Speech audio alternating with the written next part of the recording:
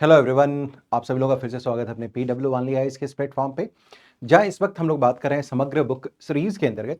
और समग्र book series में हमारी जो बातचीत हो रही है आपके साथ, वो हो रही है मेडिवल हिस्ट्री में। मेडिवल हिस्ट्री में हमारी ये पूरी कोशिश हम कर रहे हैं कि आपके साथ जो मेडिवल हिस्ट्री है ओल्ड वाली, जो सतीश चंद्र सर वाली एडिटेड बुक है, उसको हम सिंप्लीफाइड तरीके से आपके सामने रखें। और ये जानते हैं कि आजकल एंशिएंट और मेडिवल से काफ़ी कुछ प्रश्न आपके एग्जामिनेशन में आ रहे हैं। 2022 में भी आपने देखा था मेडिवल के काफ़ी अच्छे क्वेश्चंस थे यहाँ पर में। तो मुझे आशा है कि इस सीरीज़ में ये जो आपके पास जो मेडिवल हिस्ट्री का भी सीरीज जो चल रहा है, वो आपके लिए काफ़ी बेनिफिशियल रहा होगा। पिछले अन्य सेशंस के तरीके से मैं भी इस सेशन को कोशिश करूँगा कि जितना हो सकता है उतना एनालिटिकल और जो भी फैक्चुअल इन्फॉर्मेशन है, वो एडिशनल इन्फॉर्मेशंस भी है, वो मैं आपके तक साझा करता चलूँ, मैं शेयर करता चलूँ। चलिए फिर से स्टार्ट करें, लेकिन उससे पहले हम लोग देख लेते हैं देर कुछ प्रोग्राम्स हैं आपके पास जो आपको PW के आई ऐप के ऊपर आपको मिल जाएंगे। संकल्प यूपीएससी बैच है, प्रहार यूपीएससी बैच है, यूपीएससी प्रारंभ बैच है। आप इन सारे बैचेस को ज्वाइन कर सकते हैं। और आज जो हमारे पास जो डिस्कशन में है, वो आज हम लोग बात करने वाले हैं वो किसके ऊपर में, तो वो हम लोग बात कर रहे हैं, दैट इज कॉल्ड वो चैप्टर नंबर 12। ठीक है, चैप्टर नंबर 12 जो struggle for empire in north India 2 है, इसके बारे में हम लोग को बातचीत करनी है। आइए हम लोग पहले देखते हैं कि इसमें हमें क्या चर्चा करना है, उसको हम लोग पहले देख लेते हैं। जो struggle for empire in north India 2 है, मुगल्स एंड अफगान्स, इसके बारे में हम लोग को बात करनी चाहिए थोड़ी सी। देखिए क्या है, अभी तक जो प्रोसेस हमारा चला है उसमें आपने देखा था कि अगर हम बहुत जनरल टर्म में अगर बात करें, तो हम लोगों ने पहले दिल्ली सल्तनत के बारे में बात किया था। और दिल्ली जो सल्तनत है हमारे पास, वो नॉर्थ इंडिया में था। तो एक जो पावर में अगर हम बात करें, अगर हम देखते हैं कि पावर फॉर्मेशन नॉर्थ इंडिया में हुआ, वो हो रहा है कहाँ, वो जो है सो हो रहा है सल्तनत के अंदर, दिल्ली सल्तनत के। दिल्ली सल्तनत में ही जब हम लोग देखेंगे, जब इसका राइज हो रहा था, when it was to rise, ठीक है ना, जब इसका राइज हो रहा था दिल्ली सल्तनत का, तो हम देखेंगे कि जब इसका राइज हुआ, तो राइज का जो प्रोसेस चल रहा था वो हम देखेंगे क्या, कि हमने देखा कि हमारे पास स्लेव डायनेस्टी थी, हमारे पास सबसे पहले स्लेव डायनेस्टी थी हमारे पास।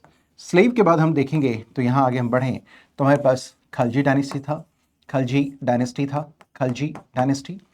फिर हम देखते हैं, यहाँ से हम आगे बढ़ते हैं, तो हमारे पास है तुगलक डायनेस्टी, तुगलक, तुगलक हमारे पास तुगलक डायनेस्टी है। लेकिन तुगलक डायनेस्टी में ही हम देखते क्या है कि हमारे पास जो है सो मैक्सिमम, जिसका हम बोलते हैं मैक्सिमम जो एक्सपेंशन है, वो दिल्ली सल्तनत का हो चुका था। ठीक है, ये आपको याद होगा, तुगलक के समय में हम देखेंगे कि मैक्सिमम एक्सपेंशन हमारा हो रखा था। ठीक है, मैक्सिमम एक्सपेंशन हो गया था। लेकिन जब मोहम्मद बिन तुगलक का टाइम पीरियड आता है हमारे पास, मोहम्मद बिन तुगलक का अगर हम देखें टाइम पीरियड आ रहा है, तो ये देखेंगे यहाँ पर में ये मैक्सिमम, यानी कि जो दिल्ली सल्तनत है, वो मैक्सिमम अपना क्या करता है, वो अचीव करता है मैक्सिमम। यानी इसका जो है जेनिथ है, वो मोहम्मद बिन तुगलक के समय में हम देखेंगे कि दिल्ली सल्तनत अपने पीक पर होता है। बट अनफॉर्चुनेटली जो लेटर पार्ट्स है, अगर हम लोग बात करें मोहम्मद बिन तुगलक का लेटर पार्ट है, लेटर पार्ट है अगर हम लोग देखें, तो उसमें हम देखेंगे कि दिल्ली सल्तनत डिक्लाइन करना भी शुरू हो जाता है। ये एक बहुत तरीके का कॉन्ट्राडिक्टिंग सिचुएशन है कि मोहम्मद बिन तुगलक के समय हमने ये देखा था कि एम्पायर का जो है वो पूरी मैक्सिमम एक्सपेंशन हो रहा है। उसने देखा था कि दक्कन और साउथ इंडिया के कई स्टेट्स को भी उसने डायरेक्टली अपने कंट्रोल में भी रखा था। लेकिन आप जानते हैं कि उस समय साउथ इंडिया को जो है सो अपने डायरेक्ट कंट्रोल में दिल्ली से रखना मुश्किल का काम था। कम्युनिकेशन के मीन्स वैसे नहीं थे। नतीजा ये हुआ कि वहाँ पर विद्रोह होते चले गए। और हम देखेंगे क्या कि दिल्ली सल्तनत से कई स्टेट ग्रेजुअली क्या करेंगे, जो फारफ्लंग एरियाज में थे, या दक्कन में हो या ईस्ट में हो, कई स्टेट्स वहाँ से फ्री होते चले गए, इंडिपेंडेंस उन्होंने क्लेम करना शुरू कर दिया। और इसी को बोलते हैं कि दिल्ली सल्तनत का डिक्लाइन और डिसइंटीग्रेशन तुगलक पीरियड में शुरू हो गया था। ठीक है, तो हमने ये देखा था। और इसको अभी डिस्कस करने का की वजह यह भी है कि जब हमने देखा था कि लेटर पीरियड में मोहम्मद बिन तुगलक के समय हम देखेंगे क्या कि साउथ इंडिया में दो बड़े स्टेट्स बने थे हमारे पास, दो स्टेट्स बने थे साउथ इंडिया में। अगर हम लोग बात करें, तो हम देखते हैं क्या है कि साउथ इंडिया में मोहम्मद बिन तुगलक के समय हम देखें तो दो बड़े स्टेट्स हमारे पास बने थे साउथ इंडिया के अंदर। ठीक है ना, और ये दोनों स्टेट्स हमारे पास थे, कौन कौन से थे, एक था हमारे पास क्या, जिसका नाम है that is called what, Vijayanagar empire, Vijayanagar. ठीक है, विजयनगर एम्पायर। ठीक है, और दूसरा हमारे पास है, वह है हमारे पास बहमनी एम्पायर, बहमनी एम्पायर। ये दो स्टेट थे जो हमारे पास बने थे, विजयनगर भी, और दूसरा हमारे पास क्या है, that is called Bahmani. Vijayanagar और बहमनी दो स्टेट्स हमारे पास थे जो किस समय बने थे। इसका मतलब ये हमने देखा था क्या कि एक तरफ जब नॉर्थ इंडिया में हम देख रहे थे कि दिल्ली सल्तनत के अधीन नॉर्थ इंडिया में पावर का जो है सो कंसोलिडेशन हुआ था, तो साउथ इंडिया का देखेंगे कुछ समय के बाद इन पैरेलल टू हम देखेंगे, इनफैक्ट जब दिल्ली सल्तनत डिक्लाइन और डिसइंटीग्रेट हो रहा था, तो साउथ इंडिया में पावर का कंसोलिडेशन हो रहा था। और काफ़ी लंबे समय तक हम देखेंगे क्या कि विजयनगर और जो है बहमनी के अंदर अधीन हम देखते क्या है कि जो है साउथ इंडिया में हमारे पास क्या होता है, पावर जो है हमारा कॉन्सोलिडेट कर रहा होता है, ठीक है। साउथ इंडिया में पावर कॉन्सोलिडेट करेगा। लेकिन हम देखते क्या है कि जो साउथ इंडिया है इसमें जो पावर का कॉन्फ्लिक्ट हो रहा था वो किसके बीच में हो रहा है? वो पावर का कॉन्फ्लिक्ट हमारे हमारे हमारे समय में किसके समय में हो रहा है? दैट इज कॉल्ड विजयनगर के समय में और बहमनी के समय। विजयनगर और बहमनी के बीच में पावर कॉन्फ्लिक्ट भी हो रहा है, टसल चल रहा है। और इसकी वजह से क्या होता है कि ये जो दोनों के दोनों पावर हैं, विजयनगर और बहमनी, इनका क्या होता है? एनर्जी एंड रिसोर्सेस अगर हम दोनों बात करें तो ये दोनों के दोनों एग्जॉस्ट होने शुरू हो जाते हैं, ठीक है। और एक समय फिर देखेंगे क्या कि इन लोगों ने, खास करके अगर बात करें हम लोग, तो विजयनगर ने साउथ इंडिया में क्या किया था? एक तरीके का पीस और ट्रैंक्विलिटी स्टैब्लिश किया था। कुछ लंबे समय तक हमने देखा था, 200 से 300 साल तक इन्होंने जो है सो क्रिएट किया था। लेकिन आपको याद होगा कि हमने जब हम लोग लास्ट क्लास में हम लोग बात कर रहे थे, साउथ इंडिया में हम देखेंगे कि एक जो है सो डायनेमिक्स चेंज होता है, ठीक है। जब हम देखेंगे पोर्तुगीज यानी कि Europeans in the form of Portuguese आना शुरू करते हैं। और दूसरी तरफ देखेंगे ये वही समय होता है जब नॉर्थ में हम देखेंगे कि फिर से पावर का कंसोलिडेशन होगा। वो होता है किसके साथ ही? वो होता है मुगल्स के साथ। तो आज जो हमारी कहानी शुरू होने वाली है, इसी कहानी का एक सीक्वल है, जहां आगे हम लोग बढ़ते हुए आज हम लोग मुगल्स के बारे में बात करना शुरू करेंगे। और मुगल्स की वजह से ही अगर हम लोग यहाँ देखें तो ये जो चैप्टर का टाइटल है struggle for empire in north India, हम देखेंगे कि शुरुआती दिनों में मुगल्स को क्या क्या जो है सो चैलेंजेस फेस करने पड़े। That's why this term is called struggle for empire. यानी कौन से एम्पायर के बारे में हम लोग बात करें? That is called Mughal empire in north India. Part 2 का मतलब समझ में आएगा। एक स्ट्रगल नॉर्थ इंडिया में हुआ था दिल्ली सल्तनत के समय, दूसरा वो रहा मुगल्स के समय। तो यही हम लोग बात करेंगे। अब आपको ये शायद मालूम होगा, आप में से कई लोगों को ये पता भी होगा कि जब बाबर ने यहाँ पर में मुगल एम्पायर को स्टैब्लिश करा, ठीक है, तो बाबर के बाद यहाँ हम देखेंगे उसका समय बहुत ही कम रहा था इंडिया में। 15 हम देखते हैं 26 से लेकर 1530 के बीच में महज 4 साल ही वो मुगल एम्पायर के रूप में इंडिया में हमें दिखाई देता है। उसके बाद ये जो गद्दी मिलती है वो मिलती है उसके बेटे हुमायूं को। हुमायूं का लिटरल मीनिंग होता है फॉर्चून, यानी कि भाग्य बोलते हैं। But he was quite unfortunate, ठीक है। और वो अनफॉर्चुनेट इसलिए होता है क्योंकि हम देखेंगे क्या कि जो चैलेंजेस उसमें थे, इंडिया के अंदर चैलेंजेस थे, चाहे वो राजपूताना की तरफ से हो, अफगान्स की तरफ से हो, ये जो चैलेंजेस थे, या फिर कुछ तिमरिन डायनेस्टी हैं, उसके खुद के इनहेरेंट कुछ वीकनेसेस थे जिसकी वजह से उसकी अथॉरिटी को हमेशा चैलेंज मिलता रहा। और throughout his life he was toddling, यानी कि पूरे जीवन वो जो है सो क्या रहा? वो ठोकर खाता ही रहा। And finally he was toddle out of life. और फाइनली उसका जो है मृत्यु जो होती है वो ठोकर खा करके ही होती है। इनफैक्ट आपको शायद ये भी मालूम होगा कि 1540 के अराउंड हम देखते हैं कि बैटल ऑफ कन्नौज होता है, जिसमें ईस्टर्न अफगान्स को लीड करने वाला है शेर शाह। शेरशाह क्या करेगा? उसे भारत छोड़ने पर मजबूर कर देगा। और 1540 से लेकर 1515 के बीच में देखेंगे there was a period of interim, ठीक है, जिसमें हम देखेंगे मुगल्स सीन से गायब हो जाते हैं। और उस समय हम देखेंगे एक अफगान डायनेस्टी जो कि सूरवंश के नाम से में दिल्ली के ऊपर में जो है सो शासन करेगा। और इसमें इनिशियली जो है वो शेरशाह सूर जो होता है वो क्या करता है? शासन कर रहा होता है। और शेरशाह सूर के बाद जो उसके सक्सेसर्स होते हैं वो इस एम्पायर को प्रोटेक्ट करके नहीं रख पाते हैं, मेंटेन करके नहीं रख पाते हैं, और उनके बीच में ही आपस में कॉन्फ्लिक्ट्स होते रहते हैं, जिसकी वजह से मिड ऑफ 1555 में, यानी कि 1555 के मध्य में, यानी कि जून के आसपास अगर हम लोग बात करें, तो finally Humayun got an opportunity to reestablish its control over Delhi. और इस तरह देखते हैं कि फिर से जो दूसरा अध्याय है मुगलों का वो शुरू होता है। लेकिन हम ये देखते क्या है कि हुमायूं के आने के कुछ समय के बाद ही, महज कुछ महीनों के अंदर, साल भर भी नहीं होता है, हम देखते क्या है कि हुमायूं जनवरी 1556 में जो है एक्सीडेंटल उसका डेथ हो जाता है और यहाँ से वो रुखसत हो जाता है। वो फाइनली यहाँ से इस धरती को छोड़कर चला जाता है, ठीक है। तो हम देखते क्या है कि इनिशियल का जो फेज है, चाहे वो बाबर का समय रहा हो, Babur has had only 4 years of period, मेरा पीरियड ऑफ 4 इयर्स। फिर हम देखते हैं कि शेरशाह सूर आ जाता है, सूर के बाद उसके कुछ डिसेंडेंट्स होते हैं। हुमायूं जो है पूरा जीवन भर ठोकर खाता रह रहा है, ठीक है ना, फाइनली ठोकर खा करके ही मर जाता है। यानी कि जो शुरुआती जो पीरियड रहा है, यानी मुगल्स जब यहाँ स्टैब्लिश हो रहे थे तो उन्हें कई चैलेंजेस, कई स्ट्रगल्स करने पड़े, यहाँ पर कई चैलेंजेस को फेस करना पड़ा है, जिसकी वजह से यहाँ पर जो एम्पायर बिल्डिंग का प्रोसेस था, उसके कंसोलिडेशन का जो प्रोसेस था, that was not an easy job, it was not a cake walk, ठीक है ना, कि बाबर ने स्टैब्लिश कर दिया और एक बहुत ही अच्छा साम्राज्य जो है सो क्या मिल जाता है? वो मिल जाता है, सक्सेड करता है कौन? हुमायूं। ऐसा नहीं होता है, बल्कि उसके पास चैलेंजेस बहुत ज़्यादा होते हैं, जिसकी वजह से उसका जो लाइफ होता है बादशाह बनने के बावजूद भी वो संघर्ष से भरा पड़ा रहता है, से भरा हुआ रहता है। उन सभी के बारे में आज हमारी चर्चा होने वाली है। तो मैं आशा कर रहा हूँ कि आपने अभी जो कुछ भी हम लोग डिस्कशन अभी इस सेशन के अंतर्गत करने वाले हैं, उसका एक ब्रॉड आपके पास एक आइडिया आपके पास अभी तक आ गया होगा। क्योंकि हमने देखा कि मुगल्स को भी पढ़ना है तो मुगल्स में बाबर और हुमायूं के बारे में बात करेंगे, और अफगान्स के बारे में अगर हम बात करें तो अफगान का मतलब यहाँ पर यह होता है कि हम सूर डायनेस्टी के बारे में भी बात करेंगे, और वो क्यों बात करेंगे ये बात आप लोग समझ चुके हैं। ठीक है, तो आइए हम लोग एक एक करके अपने मतलब जो भी जिस तरीके से हमने स्लाइड्स यहाँ पर हमने अरेंज किया है उसको हम लोग यहाँ से देखना शुरू करते हैं, लेकर के आगे बढ़ते हैं। ठीक है, तो देखिए हम लोग देखेंगे कि एक्चुअली आप जानते हैं कि जो बाबर है वो सेंट्रल एशिया से आता है, समरकंद फरगना से आता है, ये आपको मालूम होगा। तो वो जो कि सेंट्रल एशिया में आता है, ट्रांसऑक्सिनिया का रीजन है जो फरगना आता है, उस रीजन में फरगना होता था, एक छोटा सा एक वैली है, उसके बारे में हम लोग बात भी करेंगे। तो सेंट्रल एशिया एंड बाबर के बारे में बात करेंगे, यानी कि सेंट्रल एशिया में क्या कुछ डेवलपमेंट हो रहा था कि Babar was compelled to create an empire in India that we need to understand. So central Asia में जो कुछ भी डेवलपमेंट हो रहा था वो हमें समझने की जरूरत है, ताकि हम ये बात समझ पाए कि बाबर ने क्यों भारत में मुगल राज्य की या साम्राज्य की नींव रखी। So central Asia and the Babur that we are going to study in the very first sub topic you can से।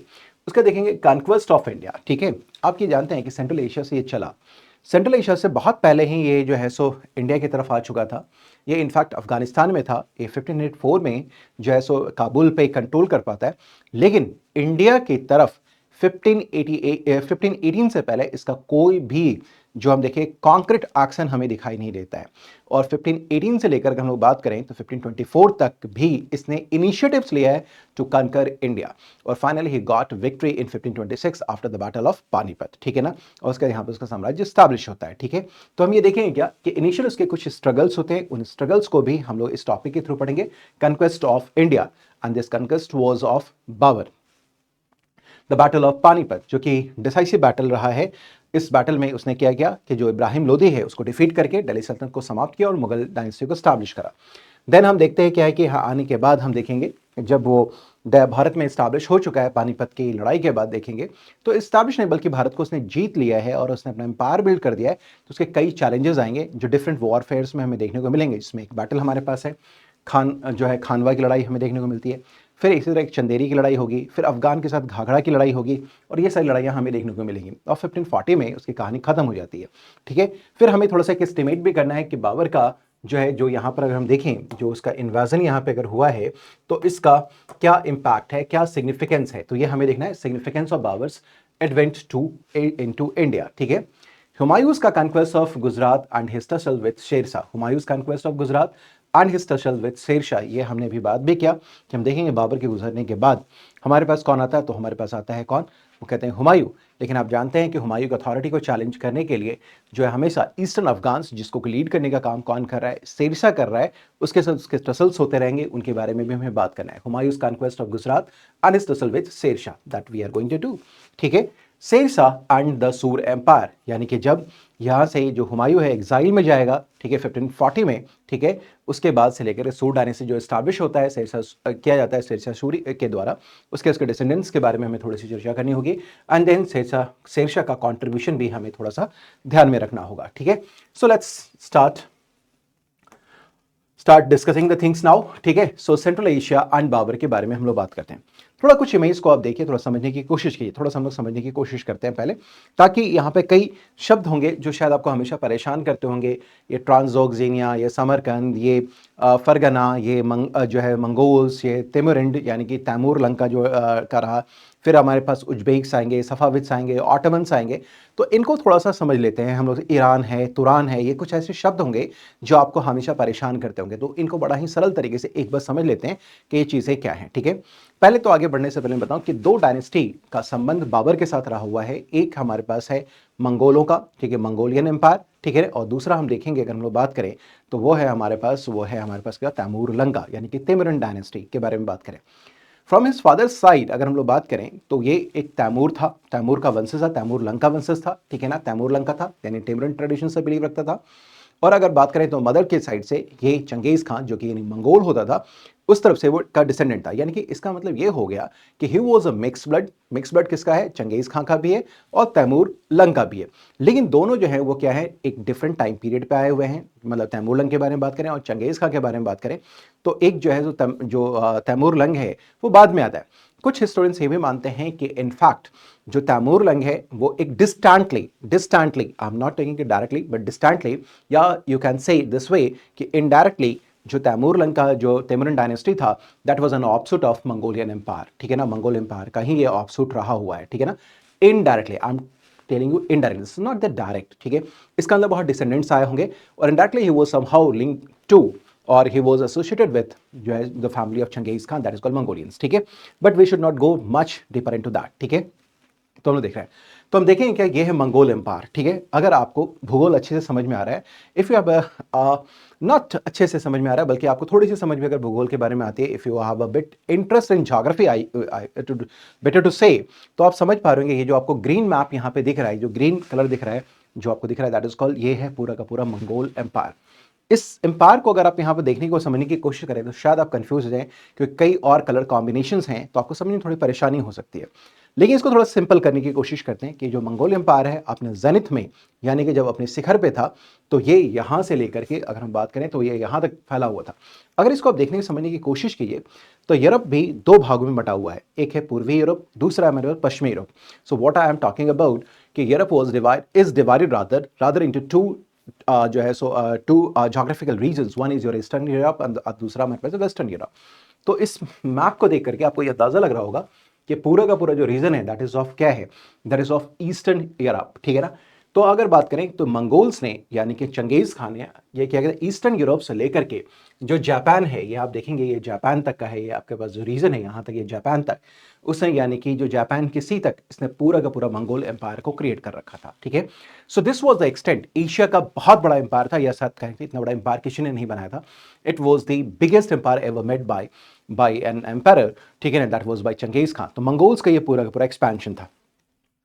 आप समझ सकते हैं कि आज इसके अंदर कई कॉन्टिनेंट आ गए हमारे पास। कॉन्टिनेंट में अगर हम लोग बात करें तो कुछ पोर्शन आप देखेंगे कि यूरोप का है, कुछ एशिया का भी हमारे पास है, ठीक है ना, और देखेंगे it was quite closer to your Africa also. तो इतना बड़ा एम्पायर क्रिएट करना अपने आप में बहुत बड़ा, क्रिएट करना ही बहुत चैलेंजिंग था, लेकिन इससे बड़ा चैलेंज ये था कि इसको मेंटेन कैसे रखा जा सके।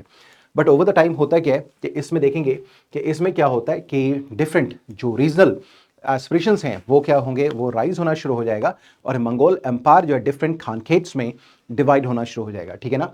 तो आइए हम देखते हैं, ये खानखेट है, यहाँ पर हम देखेंगे कई खानखेट्स आने शुरू हो जाते हैं। एक पार्ट ये हो जाएगा, एक ये पार्ट, एक पार्ट ये और एक पार्ट ये। और ये जो आपका ईस्टर्न पार्ट है ना, यहीं पर हम देखेंगे क्या कि हमारे पास तैमूर लंग की जो डायनेस्टी होती है, तैमूर डायनेस्टी, उसका राइज होता है तैमूर का। इसलिए बोलते हैं कि somehow it was related to जो है so distantly indirectly it was related to और एसोसिएटेड विद किसके साथ, तो ये हमारे साथ था किसका, मंगोल्स के साथ, मंगोलियन फैमिली के साथ था, जो है चंगेज खान की फैमिली के साथ बिलोंग करता था, ठीक है, बट नॉट डायरेक्टली। अब ये है तिमुरिन डायनेस्टी, ठीक है ना, ये लेटर डेवलपमेंट है, यानी कि जो मंगोल डायनेस्टी है उसके बाद का डेवलपमेंट है। जो मंगोल डायनेस्टी अपने जेनिथ पे था तो उसके डिक्लाइन और डिसइंटीग्रेट करने के बाद हमारे पास जो तैमूरिन डायनेस्टी है वो एम्पायर बनता है। हालांकि तैमूरिन डायनेस्टी पहले से भी एग्जिस्ट कर रहा था, लेकिन इसका जो एक्सपेंशन अभी जो आप देख रहे हैं that is the maximum expansion. ये उस समय है जब तैमूरलंग हमारे पास दिखाई दे रहा है, ठीक है। अब ये देखिए, ये दरअसल क्या है कि अगर आप यहाँ देखेंगे तो ये यहाँ पर ये जो रिवर आपको दिख रहा है that is called Volga river, ठीक है ना, वोल्गा रिवर। डोन और वोल्गा के बारे में आपने पढ़ा होगा, ठीक है ना। तो ये जो रिवर आपके पास है this called your Volga river, ठीक है ना, Volga and this called Don, ठीक है। तो इसका जो लोअर कोर्स है ना, अगर हम लोग बात करें that's the lower course of जो है सो हमारे पास क्या है, लोअर कोर्स ऑफ जो वोल्गा हमारे पास है, लोअर कोर्स ऑफ जो वोल्गा हमारे पास है, लोअर कोर्स ऑफ जो हमारे पास लोअर जो है वोल्गा है हमारे पास है, वोल्गा, ठीक है ना, लोअर कोर्स ऑफ जो वोल्गा है, यहां से लेकर के हम लोग बात करें तो हमारे पास ये रिवर इंडस है, ठीक है ना, ये है river Indus, this is called river Indus. ये पूरा का पूरा जो रीजन है ना, ये हमारे पास है तिमुरिन डायनेस्टी का, ठीक है ना। इतनी बातें समझ गए सभी लोग। तो ये है पूरा तिमुरिन डायनेस्टी। ये कभी पार्ट होता था, कभी हम लोग बात करें तो मंगोल्स का जो पूरा एक्सपेंशन था तो ये मंगोल के एम्पायर में था, लेकिन जैसे तिमुरिन डायनेस्टी यानी मंगोल्स का डिसइंटीग्रेशन होना शुरू हुआ, it was divided into different khanates, ठीक है ना। तो इसमें हम देखेंगे कि तिमुरिन्स को भी अपॉर्चुनिटी मिला और तिमुरिन्स ने भी क्या किया, अपना एक वास्ट एम्पायर क्रिएट किया, but not to that extent as was created by the Mongols, ठीक है। तो इसने एक बहुत बड़ा एम्पायर क्रिएट कर दिया था, किसने, दैट वाज बाय तैमूरलंग, ठीक है ना, तैमूरलंग किया था। And that was from lower Volga से अगर हम बात करें तो रिवर इंडस तक इसका एक्सपेंशन था, दिस इज कॉल्ड तिमुरिन डायनेस्टी। अब होता क्या है, जब तिमुरिन डायनेस्टी डिवाइड होगा ना, डिसइंटीग्रेट करेगा ना, तो फिर से यहां देखेंगे कि इस रीजन में कुछ स्टेट्स का इमरजेंस होगा, यहां पर हम देखेंगे, यहां पर कुछ स्टेट्स का इमरजेंस होगा और यहां भी देखेंगे कुछ स्टेट्स का इमरजेंस होगा, and that is called what I से। अगर हम लोग बात करें तो ये हमारे पास क्या आता है, दैट इज कॉल्ड व्हाट, ये आपको दिखा दूं मैं। तो ये देखेंगे साउथ में जो कैस्पियन सी इसके सफाविद्स आएंगे, नॉर्थ में अगर हम जाएं तो उज्बेक्स आएंगे, इसकी तरफ हम लोग बात करें तो ये ऑटोमन्स आएंगे, ठीक है ना। तो हमने देखा क्या कि ये तिमुरिन डायनेस्टी जब डिक्लाइन होता है तो that will give birth to Uzbeks, Safavids, ठीक है ना, and Ottoman empires. Forget about Ottoman empires, बहुत बड़ा इशू है भी नहीं। सेंट्रल एशिया की कहानी ये यही है, उज्बेक्स की कहानी है। उज्बेक्स और सफाविद्स के बीच में कॉन्फ्लिक्ट होता रहेगा, ठीक है ना। इनफैक्ट ये जो एम्पायर है that is of west Asia, तो सफाविद्स और उज्बेक्स के बीच में कॉन्फ्लिक्ट होता रहेगा, यानी कि तिमुरिन डायनेस्टी के डिक्लाइन करने के बाद हमारे पास उज्बेक्स है और इधर हमारे पास सफाविद है। और इसी में ट्रांसऑक्सिनिया का रीजन है, छोटा सा रीजन है जहां पर हम लोग बात करते हैं, जहां पर हमारे पास उधर समरकंद, और समरकंद में ही बाबर का राइज होता है, उसकी छोटी सी जागीर थी दैट इज कॉल्ड फरगना, ठीक है ना। इतनी बातें आप क्लियर समझ पा रहे हैं। तो जो सेंट्रल एशिया का रीजन है दिस इज रीजन, ठीक है, जहां पे हम लोग देखेंगे क्या कि जहां पर राइज होगा किसका, तो हम देखेंगे बाबर का राइज होना शुरू होगा यहां पे, ठीक है। और आप देखें कि एक छोटा सा प्रिंसिपालिटी है that is called in Uzbekistan, जो अभी आपको यहां पे दिखाई देगा, छोटा सा स्टेट है जो इस मैप में नहीं दिख रहा है। तो हम देखेंगे यहां पर जब फरगना होगा तो दो बिग पावर्स हैं उज्बेक्स और सफाविद्स, इन दोनों के बीच में कॉन्फ्लिक्ट होता रहेगा, जिसके बीच में पिसेगा कौन, दैट इज कॉल्ड बाबर। यानी कि जो इस समय मंगोल्स हैं, आई मीन जो मुगल्स हैं, जो मुगल्स हैं जिसको बाबर कहते हैं, वो कॉन्फ्लिक्ट है, बहुत छोटा सा स्टेट उसके पास है, बहुत छोटी सी जागीर काइंड ऑफ है इसके पास, ठीक है ना। और उसमें भी कंस्पिरेसी होती रही, क्योंकि बाबर के जो फैमिली मेंबर्स हैं ना, उसके अंकल लोग भी उसकी अथॉरिटी को यहाँ पर चैलेंज करें। 12 साल की उम्र में उसके फादर गुजर गए थे, ठीक है, किसके, बाबर के, ठीक है। तो जब उसके फादर गुजर गए तो 12 साल की उम्र में, महज 12 years, you can imagine that age. आज 12 साल में लोग जो है वो 10th नहीं करता है, ठीक है ना, बच्चे 5th और 6th क्लासेस में होते हैं, 5th और 6th क्लास में होते हैं, ठीक है ना। उस समय ये क्या कर रहा है, किंग बन रहा है, मोनार्क बन रहा है, तलवार उठा रहा है, ठीक है ना। तो जाहिर सी बात है इसको कुचलने की कोशिश हर कोई करेगा, हर कोई इसको सबड्यू करने की कोशिश करेगा, इवन फैमिली मेंबर्स भी पावरलेस की वजह से इसको कुचलने की कोशिश करेंगे। और इसकी वजह से होता है जो बाबर की जो शुरुआत होती है वही संघर्षों से उसकी कहानी शुरू होती है। लगातार वो कोशिश ये करता रहेगा कि फरगना में अपने कंट्रोल को वो बना करके रखे। फरगना भी इधर कहीं होगा जहां पे मैं भी आपको दिखाने की कोशिश करूंगा, that will be somewhere here वाले, ठीक है ना। तो वो मैं आपको दिखाता हूँ फरगना भी किधर है, दैट इज कॉल्ड फरगना। तो ये आपको दिखाई देगा, इधर ही फरगना होगा, this is signing to me, ठीक है। तो इधर जो रीजन होगा that region is here only, just let me show you, this called Uzbekistan. यहां आपके पास होगा फरगना, ठीक है, this is the Fergana, this is called your Fergana. और ये जो है आपके पास दैट इज कॉल्ड समरकंद, ठीक है ना, ये समरकंद है, ठीक है। अब ये जो है उज्बेकिस्तान के अंदर, इधर आप देखेंगे तो तुर्कमेनिस्तान है, ये जो रीजन दैट कॉल्ड उज्बेकिस्तान है, इसी उज्बेकिस्तान के अंदर समरकंद और जो यहाँ पर है फरगना है, ठीक है ना। और इधर उज्बेक्स, नीचे सफाविद्स, और इनकी वजह से हमेशा जो है सो ये जो फरगना है, जहाँ की फरगना, वो हमेशा दो पावर के बीच में जो है स्ट्रगल के बीच में हमेशा क्या होता है, वो पिसता रह रहा है, ठीक है। और उसके अलावा जो फैमिली मेंबर्स है इसके बाबर के, वो भी इसके अथॉरिटी को हमेशा चैलेंज करें, जिसके सोच से परेशान रह रहा है, ठीक है ना। जब से वो गद्दी पे बैठेगा उसके बाद से लगातार वो ये कोशिश करेगा कि अपना एम्पायर मेंटेन कर पाए, अपना स्टेट मेंटेन कर पाए वो फरगना के अंदर, और वहीं पर सेंट्रल एशिया में अपने एम्पायर को वो क्या करे, बिल्ड भी करे, उसको एक्सपैंड भी करे। लेकिन ये अपॉर्चुनिटी उसको मिला नहीं, क्योंकि उसकी वजह से पीछे का रीजन क्या था, that is called Uzbeks and Safavids. इनके बीच में भी क्लैश हो रहा था, लेकिन देखेंगे क्या कि उज्बेक्स और सफाविद के बीच में एक बार में क्या होता है, उनकी अंडरस्टैंडिंग डेवलप हो जाती है। और यहाँ से जो है सो देखेंगे क्या, सफाविद की तरफ से एक है सैबानी खां, वो जो है उसका राइज होता है, और Shaibani Khan was invited in the matters of Fergana, ठीक है ना। और इस सैबानी खां ने क्या किया, उसने क्या किया, बाबर को जो है सो फरगना छोड़ने के लिए बाध्य कर दिया। बाबर के पास ऑप्शन क्या रहेगा, तो बाबर क्या करेगा, मूव करेगा टुवर्ड्स ईस्ट, क्योंकि सेंट्रल एशिया में तो पावर कॉन्फ्लिक्ट चल रहा है। इधर देखें तो ऑटमन एम्पायर है, नॉर्थ में देखें तो हमारे पास पड़ा हुआ है कौन, उज्बेक्स, इधर बात करें तो सफाविद्स। यानी कि अगर हम ज्योग्राफिकली भी देखें, ईस्ट टू वेस्ट देखें, तो ये उज्बेक्स का रीजन है, देन सफाविद्स, यानी कि ईस्ट में उज्बेक्स, फर्दर उसके वेस्ट में जो है सो सफाविद्स, उसके फर्दर वेस्ट में ऑटोमन एम्पायर है, और इसी बीच में छोटा सा स्टेट है आपके पास फरगना का। तो अब उसके पास ये प्रॉब्लम था कि वो वेस्ट की तरफ मूव नहीं कर सकता था, वो ईस्ट की तरफ, ये नॉर्थ की तरफ मूव नहीं कर सकता था बाबर, ना ही साउथ की तरफ। तो उसके पास अपॉर्चुनिटी क्या था कि अगर वो मूव करे तो मूव कहां कर सकता था, that is towards east, India की तरफ वो मूव कर सकता था।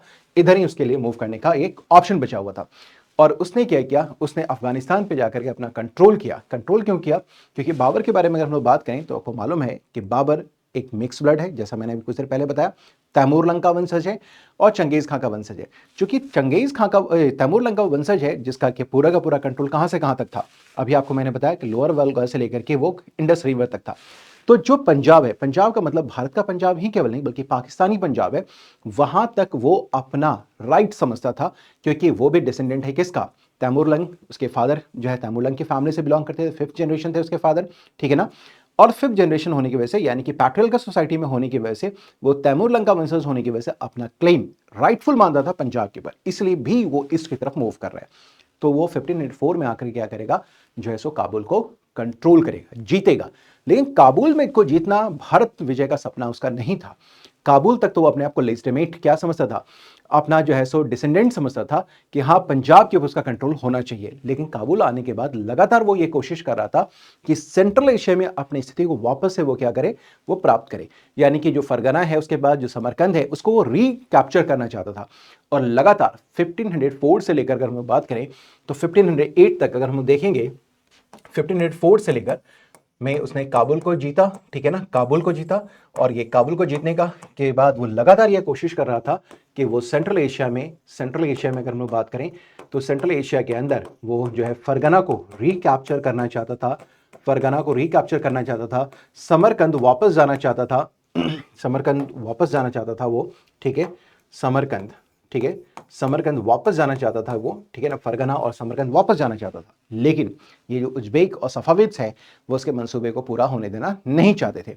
तो ये लगातार 1504 से लेकर 1504 से लेकर अगर हम बात करें कि 1518 तक अगर हम देखें, लगभग हम देखेंगे 1504 से लेकर 1518 तक ये कहां बना रहेगा, ये बना रहेगा कहां पे, ये जो है काबुल के अंदर बना रहेगा। 1518 में वो क्या करेगा, पंजाब की तरफ बढ़ना शुरू होगा। और पंजाब क्यों, क्योंकि आपको मालूम है कि अपने आप को किसका डिसेंडेंट मानता है, वो मानता है तैमूरलंग का। और तैमूरलंग के का वंशज होने की वजह से वो क्या समझता है कि पंजाब पे कंट्रोल करना उसका लीगल राइट है, ठीक है ना। और यहीं से कहानी शुरू होती है टुवर्ड्स इंडिया कॉन्क्वेस्ट की।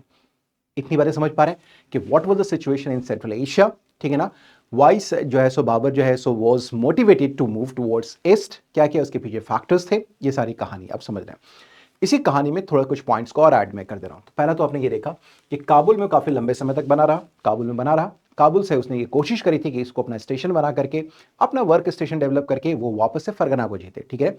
दूसरी बात, अब अदर फैक्टर्स भी हैं, उसके ऊपर भी थोड़ा सा विचार होना जरूरी है। दूसरा फैक्टर, एक तो हमने देख लिया, पहला फैक्टर तो हो गया, आप समझ पा रहे हैं। दूसरा फैक्टर क्या है कि जो काबुल है इसके ऊपर हमेशा उज़्बेक थ्रेट तो था ही, ठीक है ना। कभी भी जिस तरीके से उसे फरगना से निकाला गया है उसे काबुल से भी निकाला जा सकता था। ही कैन बी फोर्स्ड, ठीक है ना, टू लीव काबुल ऑल्सो। वो उसको किया जा सकता था, उसको दबाव दिया जा सकता था कि वो काबुल को छोड़ के भी चला जाए। तो एक दूसरा फैक्टर ये। तीसरी बात हम देखेंगे कि 1504 से लेकर के 1518 तक की कहानी अगर हम लोग समझने की कोशिश करें तो इस पीरियड में हम देखते क्या है कि यहां पर में उसके पास ये पता चल गया कि काबुल जो है वो क्या है, रिसोर्सफुल रीजन नहीं है। There is a lack of resources, lack of resources है, लैक ऑफ रिसोर्सेस अगर हम लोग बात करें यहां पर में, तो यहां पर संसाधन की क्या है, कमी है। यहाँ पर लैक ऑफ रिसोर्सेस है, संसाधन कम है यहाँ पर में।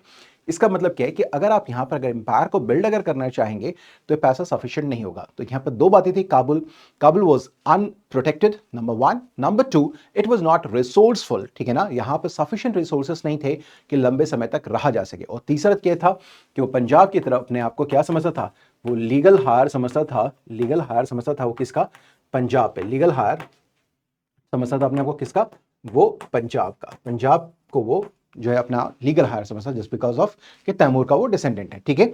इसलिए अब कहानी उसकी शुरू होती है कहां पे, टुवर्ड्स इंडिया के लिए। ये जो फैक्टर्स थे इसने कहानी शुरू कर दी किसकी, तो वो हो गया led to conquest of India, led to conquest of India, ठीक है, कॉन्क्वेस्ट टू इंडिया। और इसी में प्रोसेस में हम लोग देखेंगे, पहला हमारे पास है बाजौर, ठीक है ना, हम देखेंगे क्या है, बाजौर एक है शुरू होगा, ठीक है। फिर होता है भीरा, ठीक है, भीरा की लड़ाई। फिर हम देखते हैं यहाँ पर है सियालकोट, सियालकोट को जीतेगा, फिर लाहौर को जीतेगा। और ये कहानी जो शुरू होती है 1518 से लेकर के, तो हम देखेंगे 1524 तक ये कहानी चलती रहती है। इसका मतलब क्या है कि जब उसको क्या करना था, जब उसको जीतना था, कि इसको पंजाब को जीतना था, तो उसे बारी बारी से करके हम देखेंगे क्या सबको जीतना शुरू करेगा। कहानी शुरू होती है 1518 में, बाजार को जीतेगा, भीरा को जीतेगा, सियालकोट को जीतेगा, जो है उसके बाद जो फाइनली हम देखेंगे कि वो जो है लाहौर को जीतेगा। लाहौर को जीतने का उसने पंजाब के ऊपर अपना कंट्रोल स्टैब्लिश कर लिया। अब जाहिर सी बात है जब वो लाहौर तक आ गया तो इसी वक्त आपने ये देखा होगा यहाँ पर कि कहानी क्या है, ये जो टाइम पीरियड चल रहा है जिस समय हम देखेंगे कि सिकंदर लोदी के बाद दिल्ली में हम देखते हैं यहाँ पर कौन है, यहाँ पर दिल्ली में कौन है, इब्राहिम लोदी है, इब्राहिम लोदी, ठीक है, इब्राहिम लोदी है।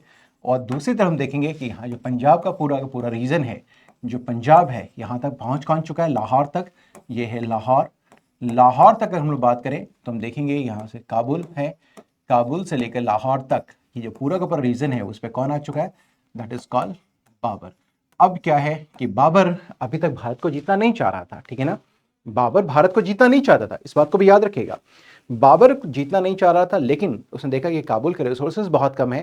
लेकिन फर्दर ईस्ट ऑफ लाहौर अगर हम देखते हैं तो हम देखेंगे कि सिचुएशन बहुत ही वहाँ पर इन्वाइटिंग था, ठीक है, क्योंकि आप देखेंगे जब बाबर आता है नॉर्थ वेस्ट ऑफ इंडिया की तरफ तो देखते हैं कि एक तो पहला कि भारत में पॉलिटिकल डिसयूनिटी चल रही थी, डिसयूनिटी पूरी तरीके से, दिल्ली सल्तनत कमज़ोर हो चुका था, खासकर सिकंदर लोदी के बाद से हम देखेंगे कोई पावरफुल सुल्तान नहीं है। दूसरा क्या है, आपस में लोगों के बीच में कॉन्फ्लिक्ट्स चल रहे हैं, क्लासेस होते चले जा रहे हैं, प्लस जो वेल्थ ऑफ इंडिया है that was also inviting for Babur to invade India, ठीक है। फोर्थ फैक्टर ये भी है कि इस समय कई इंडियंस हैं होंगे जो आएंगे और बाबर को अप्रोच करेंगे, इनवाइट करेंगे इंडिया में जो है सो क्या करने के लिए, जो है इन्वेड करने के लिए। इसमें से एक नाम राणा संगा का भी आता है, उन्होंने भी अपने एम्बेसडर को, अपने दूत को भेजा था बाबर के पास। राणा संगा की क्या क्या क्या मजबूरी थी कि उन्होंने जो अपने एम्बेसडर को बाबर के पास भेजा। एक्चुअली क्या है कि एक होता है बैटल ऑफ खतौली, थोड़ा कहानी यहाँ रोक करके थोड़ा दूसरे डायरेक्शन में लेकर चलते हैं। बाबर के समय में एक लड़ाई होती है, वो बैटल ऑफ खतौली, ठीक है ना। इस खतौली में लड़ाई होती है किसके बीच में, तो राणा सांगा के साथ और इब्राहिम लोदी के बीच में। इस लड़ाई में इब्राहिम लोदी हार गया, राणा सांगा जीत गए बैटल ऑफ खतौली में, ठीक है। लेकिन इस लड़ाई में जीतने के बावजूद राणा सांगा का जो कंट्रोल है वो दिल्ली के ऊपर हुआ नहीं। राणा सांगा जो है वो आ रहे हैं कहां से, वो राजपूताना से आ रहे हैं, और राजपूताना ये चाह रहा है कि उसका जो एक्सपेंशन है वो दिल्ली तक हो। लेकिन इब्राहिम लोदी को हराने के बावजूद राणा सांगा का कंट्रोल दिल्ली के ऊपर हुआ नहीं। इसलिए राणा सांगा ने अपने दूत को भेजा किसके पास, बाबर के पास। और उसको लगा क्या, उनको ये लगा कि बाबर जो है वो क्या करेगा, वो आएगा, आकर के जो इब्राहिम लोदी को डिफीट करेगा, और इससे पहले जितने भी इन्वेडर्स आए हैं यहाँ पर लूट मार करने का, तो वापस इंडिया से चला जाएगा। इब्राहिम लोदी को भी एग्जीक्यूट कर दिया जाएगा, उसको भी हटा दिया जाएगा, और दिल्ली एक खुला मैदान हो जाएगा जिसके ऊपर राणा सांगा का कंट्रोल हो जाएगा, ठीक है। तो एक वजह ये थी जिसकी वजह से राणा सांगा ने इन्वाइट किया था बाबर को। एक तो एक बात ये हो गई। दूसरी तरफ क्या है कि इब्राहिम लोदी की कहानी भी थोड़ी सी कर ले हम लोग, शायद इसके बारे में भी थोड़ी सी बातचीत हमारी हो रखी है आपके साथ। वो ये हो रखा था कि जब बहलोल लोदी ने दिल्ली सल्तनत को, लोदी डायनेस्टी को एस्टैब्लिश करा, आपको याद दिलाना चाहता हूँ, तो उसने अफगानों को इनवाइट किया था इंडिया में कि आप आइए, यहाँ पर आपके पास लाइवलीहुड की अपॉर्चुनिटी है, यहाँ पर पर्याप्त संसाधन है, so you will have an opportunity for your livelihood, sustenance के लिए होगा, इट इज़ रिसोर्सफुल, ठीक है ना, हर किसी को खाना पीना पैसा सब कुछ मिलेगा। So you all are invited, and the Afghans were in the swarm of a locust, वो इंडिया की तरफ आते हैं, टिड्डों की झुंड की तरीके से इंडिया में आते हैं। और कभी भी बहलोल लोदी ने उनको ये नहीं फील करवाया कि ये उनका किंग है, रादर वो अपने आप को एक सरदार यानी कि एक चीफ्टेन अपने ट्राइब का वो मानता रहा। उनके साथ सामने कभी भी वो मसनब पे नहीं, गद्दी पे नहीं बैठता है, वो हमेशा उनके साथ दरी पे बैठता है। उनको ये फील करवाता है कि बहलोल लोदी जो कि सुल्तान है, जो रूलर है उस समय का, he is just one among the equals, he is no other than his people, ठीक है ना। लेकिन आगे चल के सिकंदर लोदी इस बात को, पॉलिसी को रिवर्स करता है, जिसकी वजह से जो अफगान्स हैं वो एंटी लोदीज हो जाते हैं। और आगे चल के इब्राहिम लोदी के समय देखेंगे ये भी बात और भी ज़्यादा बढ़ती है। नतीजा ये होता है कि जो अफगान्स हैं वो लोदी के अगेंस्ट हो जाते हैं, ठीक है ना। लोदीज भी अफगान्स हैं, लेकिन जो पॉलिसी थी बहलोल लोदी की, that was reverse by Sikandar Lodi towards Afghans brotherhood जो है वो, उसको देखेंगे। इब्राहिम लोदी भी इसी का शिकार होता है, और इब्राहिम लोदी के बारे में बताया जाता है कि उसने जो है वो क्या करता है कि दौलत खान लोदी जो है उसका लड़का है जिसका नाम है दिलावर खां, ठीक है ना, उसको जो है सो उसने क्या किया था, उसने अपने दरबार में यानी कि दिल्ली के कोर्ट में उसने ह्यूमिलिएट किया था, जिसकी वजह से दौलत खान लोदी जो पंजाब का गवर्नर है वो क्या है उसके अगेंस्ट है, लोदी के अगेंस्ट। और दौलत खान लोदी ने भी इन्वाइट किया बाबर को कि आप आइए और इंडिया को इन्वेट किए। इसका मतलब कुल मिला के कहानी ये हो गई कि इस समय सिचुएशन इतना इनवाइटिंग था कि जो है सो क्या करेंगे, बाबर इंडिया पे जो है सो अटैक ना चाहते हुए भी, इन भारत पे इन्वेड ना करना चाहते हुए भी उसने इन्वेड किया और भारत में अपने एम्पायर को बिल्ड किया। ठीक है, सो this is a small story जो कि हमें देखना क्या था, सेंट्रल एशिया के बारे में हमें बात करना था, सेंट्रल एशिया में क्या चल रहा था, बाबर क्यों भारत की तरफ आया, भारत में क्या सिचुएशन था, कैसे वो सिचुएशन इन्वाइटिंग था, और बाबर ने आकर यहाँ पर में इन्वेड किया और अपने एम्पायर को उसने यहाँ पर स्टैब्लिश करा। ठीक है, इतनी बातें समझ गए। सो बाबर की एक कहानी हमने देखी कि बाबर 1526 के पानीपत के बैटल में इब्राहिम लोदी को डिफीट करेगा और डिफीट करने के बाद यहाँ पर अपना जो है सो साम्राज्य स्थापित करेगा और मुगल एम्पायर को स्टैब्लिश करेगा। अब तो एक पार्ट तो ये हो गया कि बाबर की कहानी सेंट्रल एशिया से कैसे चल करके दिल्ली तक का सफर यानी कि इंडिया तक का सफर कैसा रहा। ठीक है, लेकिन जैसे ही वो इंडिया में यहाँ आता है तो हम देखते क्या है कि इंडिया में भी उसके डगर यानी कि जो रास्ते हैं वो आसान नहीं थे। It was not an easy cake walk कि यहाँ पर अपने एम्पायर को वो क्या करें, मेंटेन कर पाए। He had to fight, he had to struggle, he had to build his empire. ठीक है ना, इसके लिए उसके पास कई चैलेंजेस थे। There were lots of spikes in his way. ठीक है, वो क्या क्या है उसके बारे में भी थोड़ी सी बातों को हम लोग समझने की कोशिश करते हैं। देखिए होता क्या है, हमने देखा यहां पर आपसे हमने ये बताया कि इब्राहिम लोदी जो है उसको उसने डिफीट करा। ठीक है, इब्राहिम लोदी वॉज डिफीटेड। ठीक है, अब होता क्या है कि इब्राहिम लोदी को डिफीट करने के बाद हम देखेंगे कि दो लड़ाइयां और होती हैं। ठीक है, उन लड़ाइयों को हम लोग समझने की कोशिश करते हैं। ठीक है, एक तो Ibrahim Lodi was defeated, Ibrahim Lodi defeated हुआ। अब जैसा कि आपने देखा था इब्राहिम लोदी जो है यानी कि पानीपत की लड़ाई हुई, पानीपत की लड़ाई होती है, फर्स्ट बैटल ऑफ पानीपत हुआ। ठीक है, sorry second battle of Panipat होता है, सेकंड बैटल ऑफ पानीपत हुआ, battle of Panipat.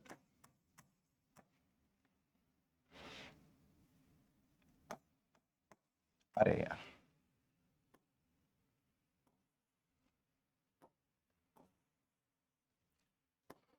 I am sorry, first battle of Panipat 1526 में हुआ, 1526 में होता है। ठीक है, इस लड़ाई में बाबर ने क्या किया, बाबर ने डिफीट किया इब्राहिम लोदी को। बाबर ने डिफीट किया किसको, इब्राहिम लोदी को। इब्राहिम इब्राहिम लोदी को डिफीट किया। ठीक है, दूसरी तरफ बाबर वॉज इनवाइटेड, ये है कौन, राणा सांगा। ठीक है, राणा सांगा। ठीक है, राणा सांगा। अब फर्स्ट बैटल ऑफ पानीपत के बाद जैसा कि राणा सांगा को लग रहा था कि अब ये जो है सो दिल्ली को छोड़ के चला जाएगा, लेकिन इसने तो एम्पायर बिल्ड कर लिया। तो एक लड़ाई तो बाबर को होनी थी राजपूताना की तरफ से, राजपूतों की तरफ से, और ये लड़ाई होती है राणा सांगा के द्वारा। और ये बैटल होता है हमारे पास, कौन सा बैटल होता है, that is called battle of Khanwa. Battle of Khanwa, ये बैटल ऑफ खानवा होता है। खानवा ये 26 में होता है, ये बैटल ऑफ खानवा 1527 में होता है। ठीक है, battle of Khanwa. What is so important, तो खानवा की लड़ाई जो क्यों हुई ये तो बात समझ पा रहे हैं, क्योंकि राणा सांगा को जो चाहिए था वो चाहिए मिला नहीं। तो भाई एक लड़ाई तो अपरिहार्य थी, that was inevitable battle that was to be fought between Babur and the Rajputanas, Rajputs. ठीक है, सो राणा सांगा ने बना, यहां पर राणा सांगा ने क्या किया कि बैटल ऑफ खानवा को फाइट करने के लिए उसने एक अलायंस डेवलप किया, अलायंस डेवलप किया था, अलायंस डेवलप किया, अलायंस बनाया। ठीक है, इसको हम देखें, so there was an alliance. इस अलायंस में अगर हम देखें तो हमारे पास क्या है कि हमारे पास इस अलायंस में एक तरफ हम देखें तो 5 हिंदू स्टेट्स हैं, हमारे पास 5 हिंदू स्टेट्स हैं और 2 हमारे पास मुस्लिम स्टेट्स हैं, मुस्लिम स्टेट्स हैं, 2 मुस्लिम स्टेट्स हमारे पास हैं। ठीक है ना, 2 मुस्लिम स्टेट्स। ठीक है, हमारे पास 2 मुस्लिम स्टेट्स में कौन होगा, इस बात को समझिए। एक्चुअली एक है महमूद लोदी जो कि मोहम्मद इब्राहिम लोदी का भाई है। ठीक है, और आपको ईस्टर्न अफगान्स की कहानी मैंने बता रखी है, शायद मैंने बताया होगा जब आपको मैं पढ़ा रहा था लोदीज, तो मैंने बताया था कि जब टिड्डे के झुंड की तरीके से अफगान्स भारत में इंडिया में प्रवेश कर रहे थे तो उनका एक ब्रांच दिल्ली के ईस्ट में चलता चला गया, यानी कि यूपी, बिहार और बंगाल तक। यहाँ जो भी अफगान्स आए, इसी में हमारे पास शेरशाह भी आएगा, उनको हम लोग कलेक्टिवली बोलते हैं ईस्टर्न अफगान्स, पूर्वी अफगान। और एक ब्रांच चला गया गुजरात में जिसको हम लोग बोलते हैं वेस्टर्न अफगान्स। ठीक है ना, जहां पर एक इंपॉर्टेंट नाम आएगा जिसका नाम है बहादुर शाह, उसके बारे में हम लोग बात करें जो हुमायूं के कॉन्टेक्स्ट में हमें बात करना होगा। ठीक है, तो हमने देखा एक हो गया वेस्टर्न अफगान्स और दूसरा हो गया ईस्टर्न अफगान्स। ठीक है, अब ईस्टर्न अफगान्स हो गए। ठीक है, तो अब लोदी के बाद हम देखते हैं क्या है कि उसका जो भाई है इब्राहिम लोदी का चचेरा भाई है, वो भी भाग करके जो है महमूद लोदी वो चला जाता है कहाँ पे, वो बंगाल चला जाता है। और महमूद लोदी वहां पर क्या होता है, वो डिफैक्टो रूलर बन जाता है, जो लीड करेगा, ठीक है ना, लीड करता है, ठीक है ना, आगे के बैटल हम देखेंगे अफगानों को लीड करेगा अगेंस्ट में बाबर। लेकिन उससे पहले हम देखते हैं क्या है कि यहाँ राणा सांगा ने जो क्या किया था, अलायंस बनाया, इसमें 5 हिंदू स्टेट्स और 2 मुस्लिम स्टेट्स आए। एक तो हमारे पास क्या है, हमारे पास एक है हसन खां मेवाती है, मेवात का हसन खां मेवाती, एक मुस्लिम स्टेट्स, और दूसरा है महमूद लोदी जो कि लोदीज का ब्रदर है, ठीक है ना, मोहम्मद लोदी इब्राहिम लोदी का भाई है। तो 2 मुस्लिम स्टेट्स हैं जो इस लड़ाई में डिफीट होने के बाद कहाँ चले जाएंगे, चले जाएंगे बंगाल की तरफ। इसको याद रखिएगा। What is other important aspect in this alliance, वो ये है कि यहीं पर एक राजपूताना स्टेट है जिसका नाम है चंदेरी। चंदेरी, और चंदेरी का जो किंग है उसका नाम है मेदनी राय। मेदनी राय, ठीक है ना, मेदनी राय है, ठीक है, चंदेरी। और यहाँ कौन है हमारे पास, वो है मेदनी राय, ठीक है, आर यू गेटिंग मी। सो यहाँ हमारे पास क्या है, मेदनी राय। अब इस अलायंस में इस मेदनी राय ने सपोर्ट किया था किसको, राणा सांगा को, ठीक है। राणा सांगा बैटल ऑफ खानवा में हार गया, ठीक है, राणा हार गए, ठीक है, ये बात समझ में। और इसी लड़ाई में जो है उसने क्या किया था, उसने जो है जिहाद का नारा भी दिया था, जिहाद भी कहा था, जिहाद का नारा भी, जिहाद का भी नारा दिया था, ठीक है, किसने, बाबर ने, ठीक है। इससे पहले एक और लड़ाई हुई थी, भीरा की लड़ाई, जो भीरा की लड़ाई जो मैंने लिखा था बाजौर से लेकर के लाहौर की लड़ाई। तो भीरा की लड़ाई में मैं आपको वो चीज़ थोड़ा सा बता दूं यहाँ पे, जो भीरा की लड़ाई हुई थी, इस भीरा की लड़ाई में हम लोग बात करें तो यहाँ पर उसने गन पाउडर का यूज किया था, गन पाउडर का यूज किया था, पाउडर का, ठीक है ना। आर्टिलरी का जम करके यूज किया था, आर्टिलरी यानी तोप खाने का जम करके यूज किया था। लेकिन आप जानते हैं इससे पहले भी मुदगल की लड़ाई में, मुदगल के फोर्ट पर में बजयनगर बहमनी के बीच में बारूद का प्रयोग भारत में हो चुका था, ठीक है ना। It was the second opportunity, या हम कहें नॉर्थ इंडिया में it was the first time, north India में फर्स्ट टाइम बाबर जो है वो बारूद को यानी गन पाउडर को यूज कर रहे हैं और आर्टिलरी का यूज करता जा रहा है। लेकिन इंडिया के कॉन्टेक्स्ट में देखें तो मुदगल की फोर्ट पे हम देखेंगे जो लड़ाई हुई थी जहां पर में जो है सो किया गया था, आर्टिलरी का और गन पाउडर का यूज जम करके किया गया था, गन पाउडर का यूज किया गया था। तो बैटल ऑफ खानवा हो गया, इस खानवा में राणा सांगा की हार हो गई। अब जब हार हो गई तो जाहिर सी बात है बाबर के लिए जरूरी था कि जो कोई भी कोलैबोरेटर्स थे, जो भी इस अलायंस में शामिल थे, वो उनको भी वो सप्रेस करे। और इसमें सबसे एक इंपॉर्टेंट पावर था, वो था कौन, चंदेरी, चंदेरी का किंग जिसका नाम है मेदनी राय। उसने क्या किया, राणा सांगा के बाद जो सेकंड बैटल हुई, एक तो फर्स्ट बैटल हो गया, बैटल ऑफ खानवा हो गया, थर्ड बैटल जो होता है that is called battle of Chanderi. तो हम देखते हैं क्या है हमारे पास, बैटल ऑफ चंदेरी होता है, बैटल ऑफ चंदेरी, चंदेरी हो गया। इस चंदेरी की लड़ाई में अगर हम देखेंगे तो मेदनी राय के अगेंस्ट में होता है। चंदेरी की लड़ाई में मेदनी राय was also defeated, Medni Rai was also defeated, ठीक है। ये बात समझ में आ गई कि चंदेरी की लड़ाई क्यों होती है, चंदेरी राय को डिफीट किया गया और उसने जो है राजपूताना में अपना कंट्रोल स्टैब्लिश करने की कोशिश करी। अब जो हम देखेंगे जो चैलेंजेस थे, जैसा मैंने कहा कि बाबर के लिए it was not an easy cake walk to maintain his empire here, to consolidate his power in India. Rather उसके पास कई challenges, there were lots of spikes in his way to consolidate his power in India. उसमें एक था राजपूताना, तो राजपूताना की issues को हमने समझने की कोशिश करी थ्रू दीज बैटल्स, ठीक है। इसके बाद जो एक चैलेंज के पास बना हुआ था that was the challenge of Afghans, ठीक है ना, अफगान्स थे। और मैंने आपको बताया कि इब्राहिम लोदी को डिफीट करने के बाद जो महमूद लोदी है, मतलब बाबर को डिफीट कर दिया, तो महमूद लोदी लोदीज के ही डिसेंडेंट्स हैं, वो कहाँ चले गए, वो चले गए कहाँ पे, वो चले गए थे बंगाल में, ठीक है। सर नुसरत खां भी है, महमूद लोदी भी है, उन लोगों ने भी अपना पावर कंसोलिडेट करना शुरू कर दिया और बाबर के अगेंस्ट में एक अलग से एक अलायंस डेवलप करना शुरू कर चुके थे ये, ठीक है, ये उधर कर चुके थे। तो अब जो अगली लड़ाई होने वाली थी, वो लड़ाई होने वाली है किसके अगेंस्ट में, वो लड़ाई होगी, वो होगी किस तरफ, वो होगी हमारे पास ईस्ट में, ठीक है ना। इसको बोलते हैं battle of Ghaggar, battle of Ghaggar, Ghaggar, ठीक है।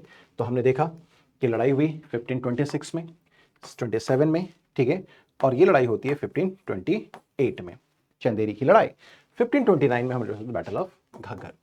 अब ये जो लड़ाई होती है टुवर्ड्स ईस्ट में, बाबर जो है यह क्या करता है, अफगान्स को डिफीट करेगा, ईस्टर्न अफगान्स को डिफीट करेगा, ईस्टर्न अफगान्स को वो डिफीट करेगा बाबर, ठीक है, ये बाबर होगा। एंड बाबर वर्सेस अफगान्स होंगे, और ये जो अफगान्स होंगे वो कौन से होंगे, ऑफ कोर्स ये आप समझ पा रहे हैं, that is called eastern Afghans. और ईस्टर्न अफगान्स में अगर हम लोग बात करें तो इसमें कौन है, Mahmud Lodi, that is an important name, ठीक है, ईस्टर्न अफगान्स, ठीक है। तो यहाँ पर हम देखेंगे कि जो महमूद लोदी है एक महत्वपूर्ण नाम है जिसके अंदर में ये चीज़ें यहाँ पर कॉन्सोलिडेट हो रही हैं, जो एक पावर है वो हो रहा है, ठीक है। अफगान्स वर अगेन डिफीटेड, ठीक है, और ये लड़ाई हो रही है अगर that is towards Bengal, towards Bengal, हम लोग बात करें दैट इज टुवर्ड्स बंगाल, इतनी बातें समझ गए हम लोग, that is called towards Bengal, are you getting me, ठीक है, that was towards Bengal, is it done, ठीक है। अब आइए हम देखते हैं बाबर वर्सेस अफगान्स हो गया हमारे पास, टुवर्ड्स बंगाल की कहानी हमारे पास हो गई, done, is it clear now.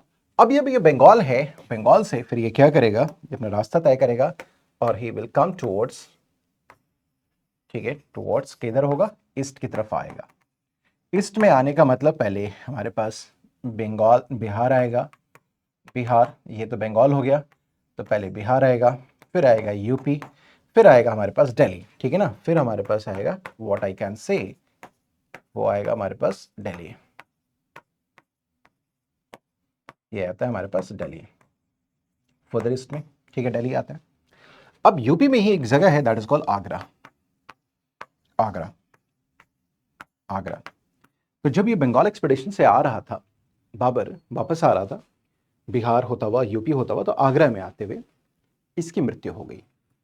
अब there are certain stories, there are some narratives, उस नैरेटिव्स को भी हम लोग समझ लेते हैं, जान लेते हैं नैरेटिव्स क्या है। कहते हैं कि पहले नैरेटिव समझते हैं, फिर हिस्टोरिसिटी को समझने की कोशिश करेंगे। कहते ये हैं कि इस समय हुमायूं, जो इसका लड़का है, बाबर का लड़का है, और बाबर का बड़ा ही चहेता था, ठीक है ना, उसका सबसे प्रिय बेटा था, बड़ा लड़का भी था, सबसे बड़ा लड़का भी था। हुमायूं बीमार था, और बीमार, जो हुमायूं की बीमारी कुछ ऐसी हो गई थी कि वो जो है बेइलाज हो गई थी, यानी उसका कोई इलाज नहीं हो पा रहा था। तभी बाबर ने दुआ करी और कहा कि जो हुमायूं के जितने भी दुख हैं, जो तकलीफ हैं, जो उसकी बीमारी है, जो भी उसके जो चीज़ें हैं, वो मुझे ट्रांसफ़र हो जाए। आप अल्लाह मौला जो भी हैं आप, वो हमारी जान ले लीजिए और मेरे बच्चे की जान को आप बख्श दीजिए। सो दिस इज अ नैरेटिव, ये कहा गया कि जब वो आगरा में था तो भी उसने ये शायद इबादत करी और ऐसा कुछ हुआ और आगरा में उसकी मृत्यु हो गई, ठीक है। लेकिन शायद हिस्टोरिकली अगर हम देखें तो history not goes on only narratives. There is a space for narratives in the making of the history, but there are some historical factors other than these narratives जो क्या कहते हैं, इतिहास को बुनने का काम करते हैं, that help to reconstruct the history. तो हम देखते क्या है कि इस समय हिस्टोरियंस का ये भी कहना था कि एक्चुअली क्या है कि जो क्लाइमेटिक कंडीशन इंडिया का था that was against Babur. Babur जिस क्लाइमेट से आ रहा था, वो उसको भारत में रहने की, वो क्लाइमेट उसके लिए अच्छा नहीं था, भारत में उसके लिए बड़ा प्रॉब्लम हो रहा था, भारत में रहना उसके लिए हॉट एंड ह्यूमिड जो क्लाइमेट था उसके लिए सूटेबल नहीं था। दूसरी बात क्या है, काफ़ी लंबे समय से वॉर फील्ड में था, ही वॉज फटिग, ही हट फटिग, इनफैक्ट उसके पास पूरा का पूरा वो थक चुका था, और फाइनली वो आगरा में वो जो है सो इस क्लाइमेट को झेल नहीं पाया, इस थकावट को झेल नहीं पाया और उसका डेमाइस हो गया, ठीक है। So what ever the reality is, ये थोड़ा सा हम लोग को समझ के रखना है, वो अलग बात है। एक तो ये नैरेटिव्स भी समझ के रखना है क्योंकि बाबर के बारे में बात हो रही है, और दूसरा हमें जो जो हिस्टोरिकल रियलिटीज़ हैं इसको भी थोड़ा समझ करके रखना है, जो कि मॉडर्न हिस्टोरियंस ने बाबर के डेमाइस के बारे में बताया है। बट एनीवेज, ये बात तो हो गई बाबर के डेमाइस को लेकर, ठीक है। बाबर का जब डेमाइस हो जाता है तो बाबर को इनिशियली अगर हम देखें तो उसको आगरा में ही दफन किया जाता है, he was buried in Agra itself, Agra में किया गया, ठीक है। लेकिन आप जानते हैं कि उसकी जो जान थी वो टुवर्ड्स वेस्ट में थी, काबुल में काफ़ी लंबे समय तक रहा था, और काबुल से वो सपना देखता था सेंट्रल एशिया को वापस जीतने का। इसलिए उसकी बेगम ने, आगे चलकर हम देखेंगे क्या, कि जो कब्र है वो अगर जो है बाबर की, उसको लेके चले गए कहाँ पे, वो चले गए काबुल। तो यहाँ पर वो डाई करता है, ठीक है ना, डाइड, ठीक है ना, ही डाइड हियर, ठीक है ना, वो उसकी मृत्यु यहाँ पे होती है आगरा में, ठीक है ना। आगरा में मरने के बाद अगर हम देखेंगे तो हम देखेंगे क्या कि वो यहाँ से फिर कहाँ जाता है, काबुल। तो उसे क्या कर दिया गया, काबुल में जाकर दफना दिया गया, he was buried in Kabul, उसे काबुल में दफना दिया गया, buried. So finally his tomb is in Kabul, final जो उसका रेस्टिंग प्लेस है दैट इज इन काबुल। तो ये कहानी हमारे बारे में थी, ये हमने किया किसके बारे में, बाबर के बारे में। आइए थोड़ा सा हम लोग समझते हैं, थोड़ा सा थ्रू व्हाट आई से, हम लोग थोड़ा सा इसको समझने की कोशिश करते हैं थ्रू द मैप्स। ये सारी बातें हैं, 1494 में Babur succeeded to Fergana at the age of 12, ठीक है, ये सारी बातें हमने आपसे करी। सरबानी खां के बारे में हमने बात किया, काबुल को 1504 में उसने कंट्रोल किया, ये सारी बातें आपको यहाँ पर हमने बता दी हैं। So his conquest of India that is also done, ठीक है ना, ये भी हमने बात कर लिया, ठीक है। पॉलिटिकल सिचुएशन क्या था, ये सारी बातें, कॉन्क्वेस्ट ऑफ भीरा के बारे में हमने बताया आपको, ठीक है ना। दौलत खान लोधी के बारे में हमने आपको बताया, ठीक है ना, ये भी बातें हमारी हो गई थी। फिर हम देखेंगे कि वो सियालकोट, लाहौर, भीरा सब उसने जीता था, ये सब भी हमने बात की। इसके अलावा हम देखेंगे दौलत खान लोधी वॉज के बारे में भी बात करी हमने। द बैटल ऑफ पानीपत के बारे में हम लोगों ने आपसे बात कर लिया, ठीक है, बाब इसमें क्या होता है, ठीक है। इसके बैटल ऑफ खानवा के बारे में हमने आपसे डिटेल में बात कर लिया, ये भी बात हो गई। राणा सांगा के लेकर के ये सारी बातें हमारे पास हो गई थी, ठीक है। खानवा, उसके बाद हम देखेंगे कि खानवा की लड़ाई में वो हार जाता है, ठीक है ना, ये भी बात होती है, ठीक है, राणा सांगा's ड्रीम। उसके बाद अफगान, लेकिन बीच में जो मेदिनी राय की बात हमने बताई, Chanderi, that is missing over here, that is not in the slide, that is not in the book. लेकिन इस लड़ाई से पहले, यानी कि जो बैटल ऑफ घाघरा होगा अफगान के साथ, उससे पहले मेदिनी राय के साथ भी लड़ाई होती है, वो भी हमने बात कर लिया। महमूद लोधी के बारे में हमने बात ही किया, that was the brother of Ibrahim Lodhi. ये नुसरत शाह के बारे में हमने बताया जो कि रूलर था, ठीक है ना, और ये महमूद लोधी, इन दोनों के बारे में हमारी बातचीत आपके साथ हो ही रखी। बैटल ऑफ जो है सो घगर होता है, ठीक है ना, ये बात हमने देखा था यहाँ पर में, ठीक है। ये सारी बातें, Babur died near Lahore while way to Kabul, ठीक है ना, ये यहाँ पर में दैट इज एन आगरा होता है, दैट इज एन आगरा, आराम बाग में से इनिशियली दफनाया गया, बाद में उसे जो है सो काबुल में दफनाया गया था। सिग्निफिकेंस के बारे में अगर हम लोग बात करें तो बाबर्स के एडवेंट के बारे में, इनटू इंडिया के बारे में हम लोग बात कर लेते हैं, ठीक है ना। तो पहली बात देखेंगे क्या कि अभी इंडिया में हम देखेंगे काफी लंबे समय के बाद काबुल एंड कंधार को क्या किया गया, इंडिया के किसी एम्पायर में मिलाया गया, ठीक है। ये बातें समझ पा रहे हैं। एक तो फैक्टर हुआ Kabul and Kandahar was now the part of Indian empire, ठीक है ना, इंडियन एम्पायर। इसके अलावा देखेंगे कि जो हमारा फॉरेन ट्रेड है वो क्या होता है, वो भी हमारा मजबूत होता है, ठीक है ना, ये बात समझेंगे। Due to control to key routes of China and between, तो इसका फॉरेन ट्रेड भी मजबूत होगा, ये एक फैक्टर है। कई मिलिट्री इनोवेशंस हुए, क्योंकि इसने क्या किया कि इसने जो है सो क्या किया, he was skilled in artillery and cavalry, ठीक है ना, और इसने पॉपुलराइज किया था किसको, गन पाउडर को और आर्टिलरी इन इंडिया को, ठीक है ना, ये बातें समझ पा रहे हैं। End of era of small kingdoms यहाँ पे हो गया, छोटी छोटी नॉर्थ इंडिया में जो है सो स्टेट्स बन गए थे, क्योंकि आपको याद होगा कि मोहम्मद बिन तुगलक के बाद से नॉर्थ इंडिया की कहानी थोड़ी सी गड़बड़ सी हो गई थी, कई छोटे छोटे स्टेट्स आ गए थे, तो वो सारे स्टेट्स की कहानी अब खत्म हो गई थी, बिकॉज कि अब जो मुगल्स हैं वो एक एम्पायर क्रिएट करेंगे, यानी कि पॉलिटिकल यूनिफिकेशन अब कुछ दिनों में आपको यहाँ पर देखने को मिलेगा। सो यहाँ पर क्या हुआ कि end of era of small kingdoms, ठीक है, ये बातें हो गई हमारे पास। रेस्टोरेशन ऑफ क्राउन प्रेस्टीज के बारे में अगर हम लोग बात करें तो ये भी बात हम लोग समझने की कोशिश करते हैं। क्राउन प्रेस्टीज क्या होता है कि आपको देखा था कि जो क्राउन का प्रेस्टीज जो है सिकंदर लोदी के बाद, specially I am talking about the Ibrahim Lodis, यानी कि उसकी अथॉरिटी का कोई भी नॉबिलिटी चैलेंज कर रहा था, अब नॉबिलिटी चैलेंज नहीं करेगा, बल्कि क्राउन का जो प्रेस्टीज है, यानी कि जो किंग का पोजीशन है, उसको कॉन्सोलिडेट किया जाएगा। यानी कि कुछ तरीके से हम देखेंगे क्या कि कोशिश की जाएगी कि जो किंग का पोजीशन है, यानी कि जो बादशाह का पोजीशन है, उसको डिग्निफाइड किया जाए, उसे ग्लोरियस बनाया जा सके, ताकि कोई भी उसके अगेंस्ट में क्या कर सके, अपनी आवाज उठाने की कोशिश ना करें, ठीक है। तो ये एक हमारे पास यहाँ पर ये हो गया था, ठीक है, ये बात समझ पा रहे हैं। तो क्राउन्स का प्रेस्टीज को उसने रिस्टोर करने की कोशिश करी थी, ठीक है, इतनी बात समझ पा रहे हैं। अब आइए उसके पर्सनल क्वालिटीज के बारे में बात करें, ठीक है ना, उसके पर्सनल क्वालिटीज के बारे में, लीडरशिप एबिलिटीज के बारे में बात करें। जो काम की बात है वो ये है कि he was very much found of wine, ठीक है ना, दारू पीता था, ठीक है। आगे हम देखेंगे खाने पीने का शौक हुमायूं को भी था, अफीम भी खाता था, जहांगीर को भी रहेगा, ठीक है। तो ऐसा नहीं है कुछ नई बात है, ठीक है, यहाँ चल रही है, ये परंपरा चल ही रही है। But was also very much found of wines. But what is important here कि दारू पीने के बावजूद भी, कहते हैं ना माइकल दारू पी के दंगा नहीं करता, वो मूवीज में आपने देखा होगा ना कि वो माइकल दारू पी के दंगा नहीं करता, वो गाना भी कुछ बना था ऐसे करके। तो यही बात कहते हैं कि बाबर जो है वो क्या करता है कि भाई वो Babur was very much found of what, wine, लेकिन कभी उसने दंगा काइंड ऑफ नहीं किया। इसका मतलब समझ रहे हैं, मतलब व्हाट आई वांट टू से फिगरेटिवली, वो ये कहना चाहता हूँ कि वो एक स्ट्रिक्ट डिसिप्लिन मेंटेन करता था, ठीक है ना, बहुत डिसिप्लिन था। इसका मतलब अगर कभी कुछ लेना है, लिया, शांति से रहा, कोई उपद्रव नहीं किया, कोई दंगा उसने नहीं किया, कोई प्रॉब्लम उसने क्रिएट नहीं करी, ठीक है। तो हमने देखा कि was very much found of wine, but जो है वो गुड कंपनी में पीता था, ठीक है ना, विद गुड कंपनी, अच्छे लोग, ऐसा नहीं कि हर किसी के साथ वो पी लेगा, ठीक है ना, यानी कि वो एक डिस्टेंस भी मेंटेन करता था। उसको मालूम है कि अगर महफिल लगनी भी है, सजनी भी है, तो महफिल किन के साथ सजनी है, ऐसा नहीं कि किसी ऐसे के साथ करेगी जिसकी उसकी डिग्निटी, उसकी जो ग्लोरी है वो बादशाह वो डिक्लाइन करे, ठीक है। But he was a very stern discipline रहता था लाइफ में, ठीक है ना, and he was a task master attitude as well, ठीक है, इतनी बात समझ पा रहे हैं। इसके अलावा हम देखेंगे कि इसके पास रिलीजियस टॉलरेंस भी बहुत ज़्यादा रहता था। He was cultural person also, not bigot, ठीक है ना। इसका मतलब ये हो गया कि वो अपनी पर्सनल लाइफ में कुछ भी रहे, उसका फेथ कुछ भी रहे, किसी भी रिलीजन में उसका बिलीफ क्यों ना रहे, लेकिन हम ये देखते क्या हैं कि वो he was not bigot नहीं था वो, ठीक है ना। ऑर्थोडॉक्स सुन्नी था, ठीक है, वो सुन्नी था, पर्सनल फेथ था, बट उसका जो है he was not bigot, liberal approach लेके चलता था, ठीक है ना। उसके बाद उसने क्या किया, मैंने बताया था कि सांगा के अगेंस्ट में उसने जिहाद का नारा दिया फॉर पॉलिटिकल रीजंस, ठीक है ना। He was very learned person, ठीक है ना, he was very learned person, ठीक है ना। उसे पर्शियन आती थी, अरबिक आता था, टर्किश आता था, और उसने अपना मेमोयर लिखा, अपनी ऑटोबायोग्राफी लिखी जिसको बोलते हैं तुझ के बाबरी, and that was in Turkish language, ये याद रखिएगा। Later it was translated in Persian, किसके द्वारा, तो आप जानते हैं इससे बाद में आगे चल करके इसे अकबर के समय में ट्रांसलेट किया गया बाबर नामा में, लेकिन जो तुझ के बाबरी है that is written in Turkish language, तुर्की भाषा में किया गया है। Later it was translated, तुझके Babri, later it was translated into the Persian language, ठीक है, during the time of Akbar. Patronise of poets, artist, ये सारी चीज़ें इसके पास रही हुई हैं। इसने जो है कई गार्डन्स बनवाए, कल्चर, फाइन आर्ट्स, इन सभी को इसने स्टैब्लिश करा। ही was a naturalist.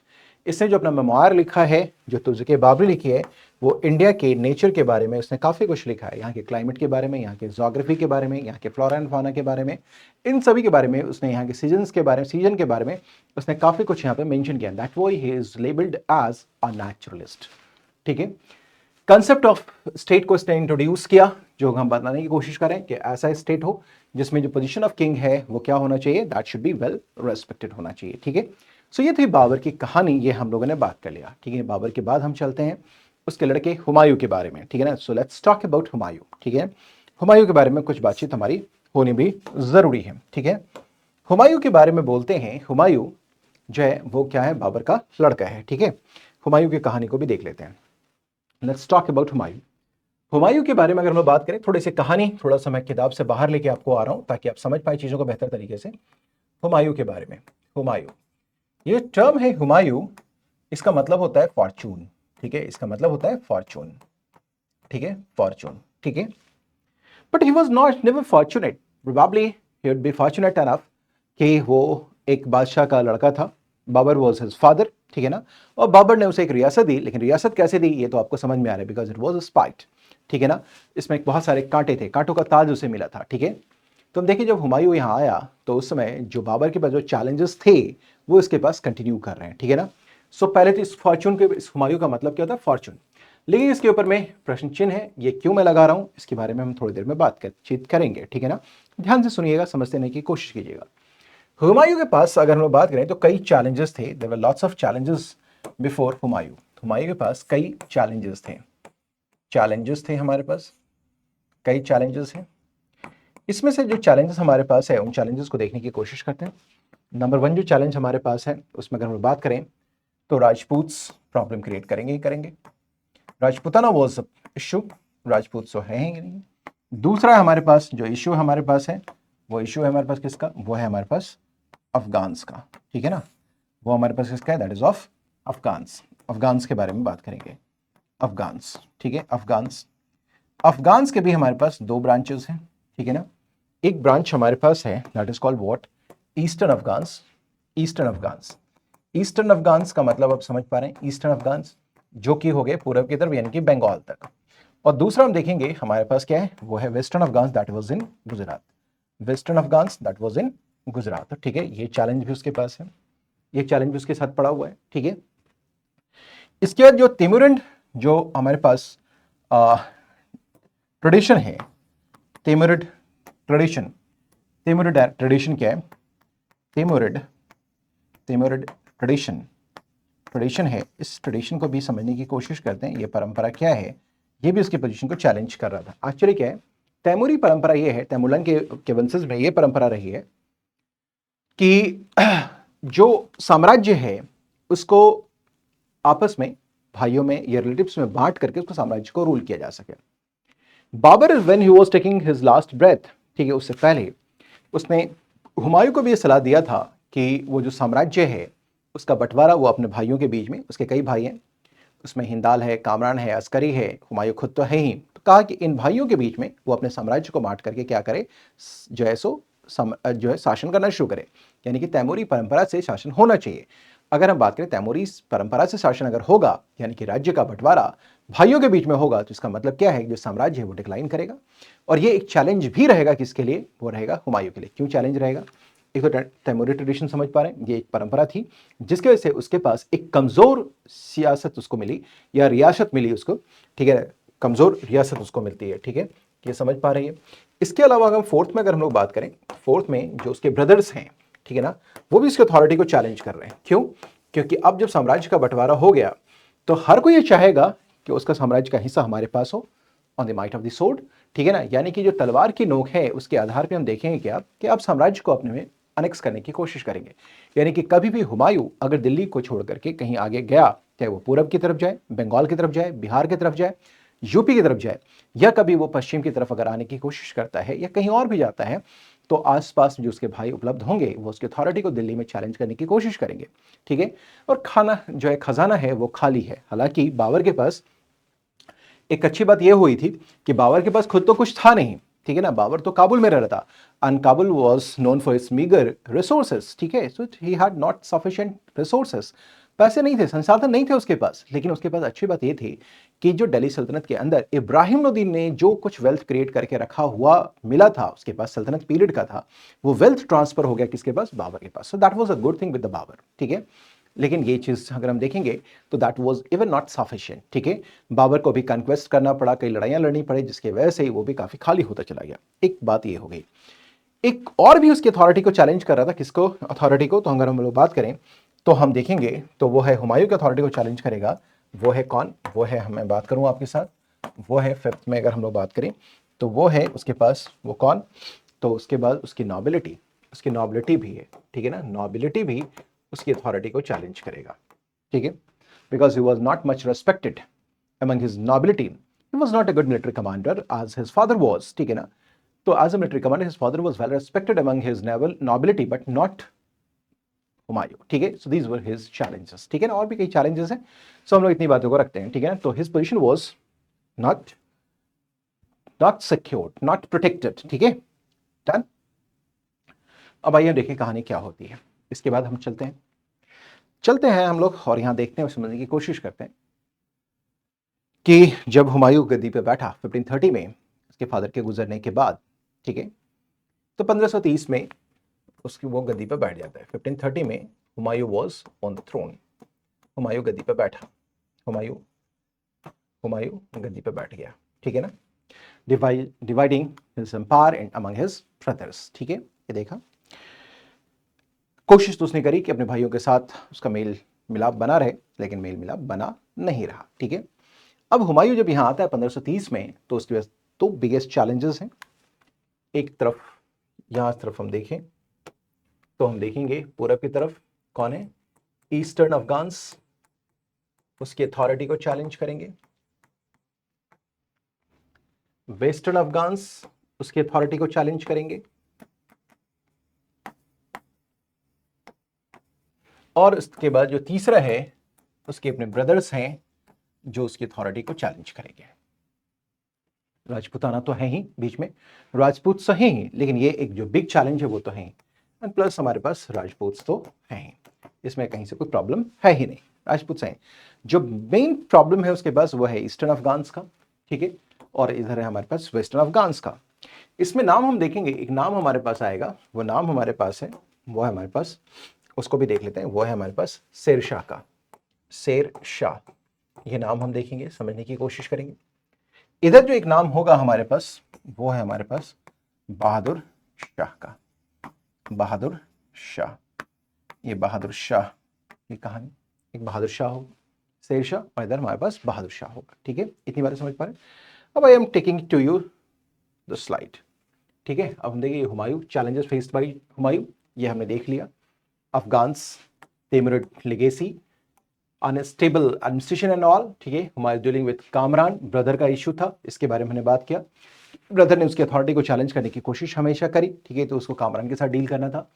Eastern threats का मतलब हो गया कि ईस्टर्न अफगान्स के बारे में बात करना, उसका जो लीडर है that is called Sher Shah, इसके बारे में हम लोगों ने बात किया। ठीक है ना, शेर शाह जो है वो क्या करता है, अपने पावर को कॉन्सोलिडेट कर रहा है कहाँ पे? बिहार में। ठीक है ना, और चुनार जो है दैट इज इन यूपी, ये मिर्जापुर के आसपास का लोकेशन है, near around near to Mirzapur, near Mirzapur. ठीक है ना, नियर मिर्जापुर।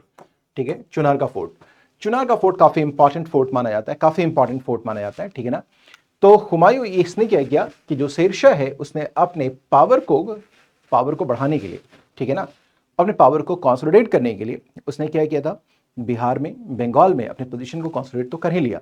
साथ ही यूपी में भी उसने जो है यानी कि चुनार का फोर्ट माना जाता था कि it's a kind of gateway to eastern India, ठीक है ना, gateway to eastern India, that was very much important, ठीक है। चुनार में जो है वो क्या करता, अपना कंट्रोल स्टैब्लिश कर लिया और इसको डिफीट करने के लिए हुमायूं आता है।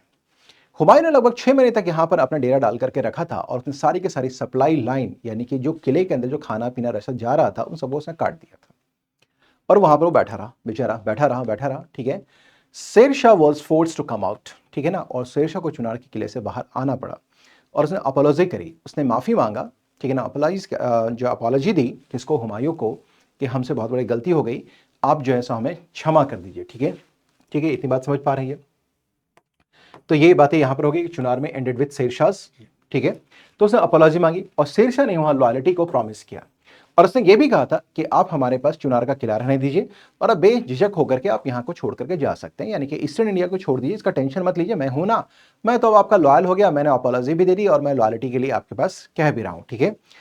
कहते हैं कि it was one of the political blunders on the part of Humayun कि उसने शेरशाह की इस बात को मान लिया कि argued with the proposal given by Sher Shah और उसे चुनार का किला उसके पास दे दिया गया, क्योंकि आप जानते हैं कि it was gateway to eastern India, उसके बाद शेरशाह का कंट्रोल हो गया। दूसरी तरफ बात यह होती है कि हुमायूं उसकी बात को इतनी इजीली मान क्यों गया, दैट इज अनदर एस्पेक्ट, ठीक है ना, हुमायूं ने एक्चुअली इतनी बातों को मान क्यों लिया, what was the reason for that, ठीक है। तो अगर इसके पीछे अगर हम जाएं और उसको समझने की कोशिश करें तो मैंने कहा कि वेस्टर्न अफगान में कौन है, वहां पर बहादुर शाह है। जैसे उसने दिल्ली को छोड़कर वो आगरा की तरफ गया, यूपी की तरफ गया, जो मिर्जापुर के पास आया यानी कि चुनार के किले को यहाँ कर रहा था, तो 6 महीने तक वो गायब रहा है। 6 महीने तक तो केवल वो यहाँ रहा है चुनार के किले के पास, और उसका लंबा सफर भी रहा होगा दिल्ली से लेकर के कहां तक, चुनार तक का, यानी कि महीनों वो गायब था। और इस गायब की स्थिति में वेस्टर्न अफगान यानी कि बहादुर शाह ने उसके अथॉरिटी को चैलेंज करने की कोशिश करी। आनंद फानन में उसे तुरंत जो कुछ भी प्रपोजल शेर शाह ने दिया उसे उसने मान लिया और ये वापस दिल्ली की तरफ चला गया। It was an opportunity for Sher Shah. दूसरी तरफ this was a misfortune for Humayun कि उसने इजीली चुनार के इंपॉर्टेंस को ना समझते हुए उसने चुनार के किले को उसने कॉम्प्रोमाइज कर लिया शेर शाह के साथ, जो आगे चलकर उसे भारत छोड़ने पर बाध्य भी करेगा, फोर्स भी करेगा, ठीक है। This was the thing. Bahadur Shah challenge के बारे में हम लोग बात करें तो ये हमने बात किया, कन्क्वेस्ट उसने मालवा में करना शुरू कर दिया था, राजस्थान में कर दिया था।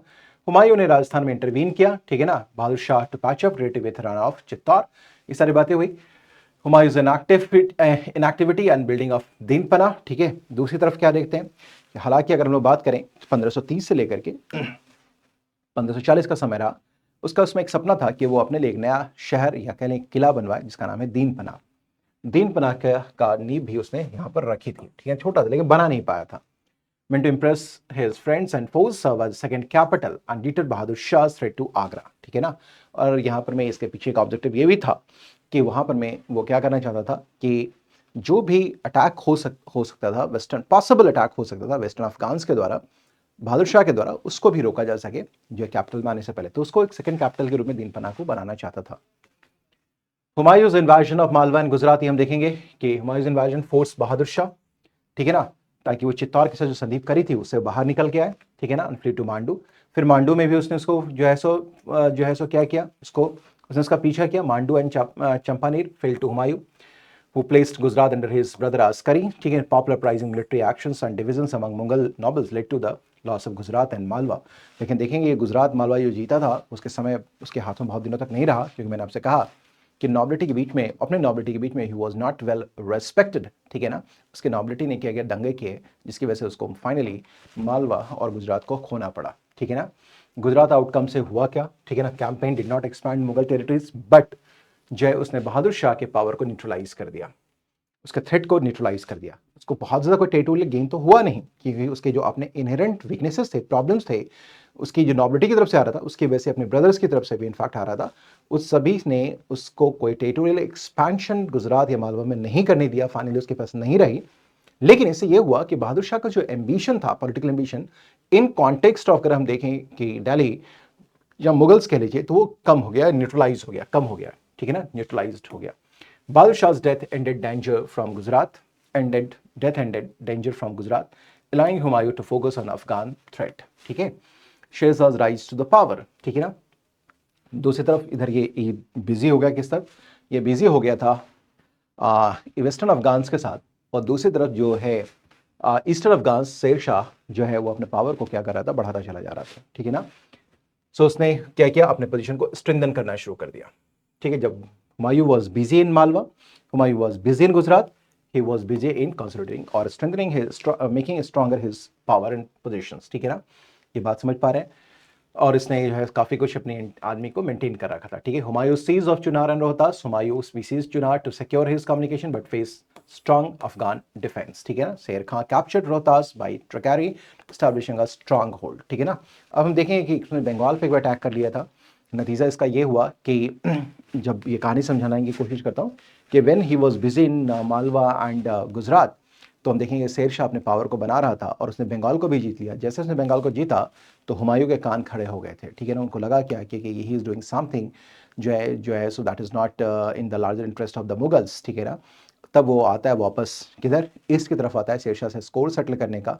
उसने चुनार को वापस लिया था, उसने जो है सो उसके किला को रहता उसको कैप्चर करने की कोशिश करी, लेकिन जो अफगान से बहुत ही मजबूत स्थिति में थे। शेर खान कैप्चर किया Rohtas by to carry and establish a strong hold over there, ठीक है। रोहतास जो है सो बिहार के पास है, झारखंड बिहार के बॉर्डर के पास आपको देखने को मिलेगा, ठीक है ना। तो रोहतास तक जो है सो रोहतास तक ये पहुंच गया। शेर खान का मैनिफेस्टेशन क्या हुआ, उसने हुमायूं को मैन्यूवर कर दिया by invading Bengal and compelling its king to pay indemnity. ये तो मैंने बताया बंगाल की तरफ, लेकिन हुमायूं बंगाल उसका जो है सो बंगाल तक जाएगा पीछा करने के लिए, ठीक है ना। ये जाएगा Humayun march to Bengal, Humayun march to Bengal isolated from news and supplies to Hindus rebellions and Sher Khan activity, ठीक है। और इन सभी के बीच में वो जो है फॉलो करता हुआ कहां से चला गया, बंगाल तक चला गया। लेकिन इस समय जो है जो भी डेवलपमेंट हुआ था ईस्ट में शेरशाह के द्वारा और हिंदू जितने भी रिबेल्स थे उसके बारे में वो खबर बेखबर था, उसको कुछ पता नहीं था, ठीक है। अब यहाँ की कहानी थोड़ी सी समझाता हूँ मैं आपके थ्रू। अब यानी कि बंगाल तक वो पहुंच गया, ठीक है। कौन बंगाल तक पहुंच गया, कौन, हुमायूं बंगाल तक पहुंच गया, ठीक है। और इस बीच में यहां है आगरा और यहां है आपके पास दिल्ली फर्दर ईस्ट में, ठीक है। अब इधर है।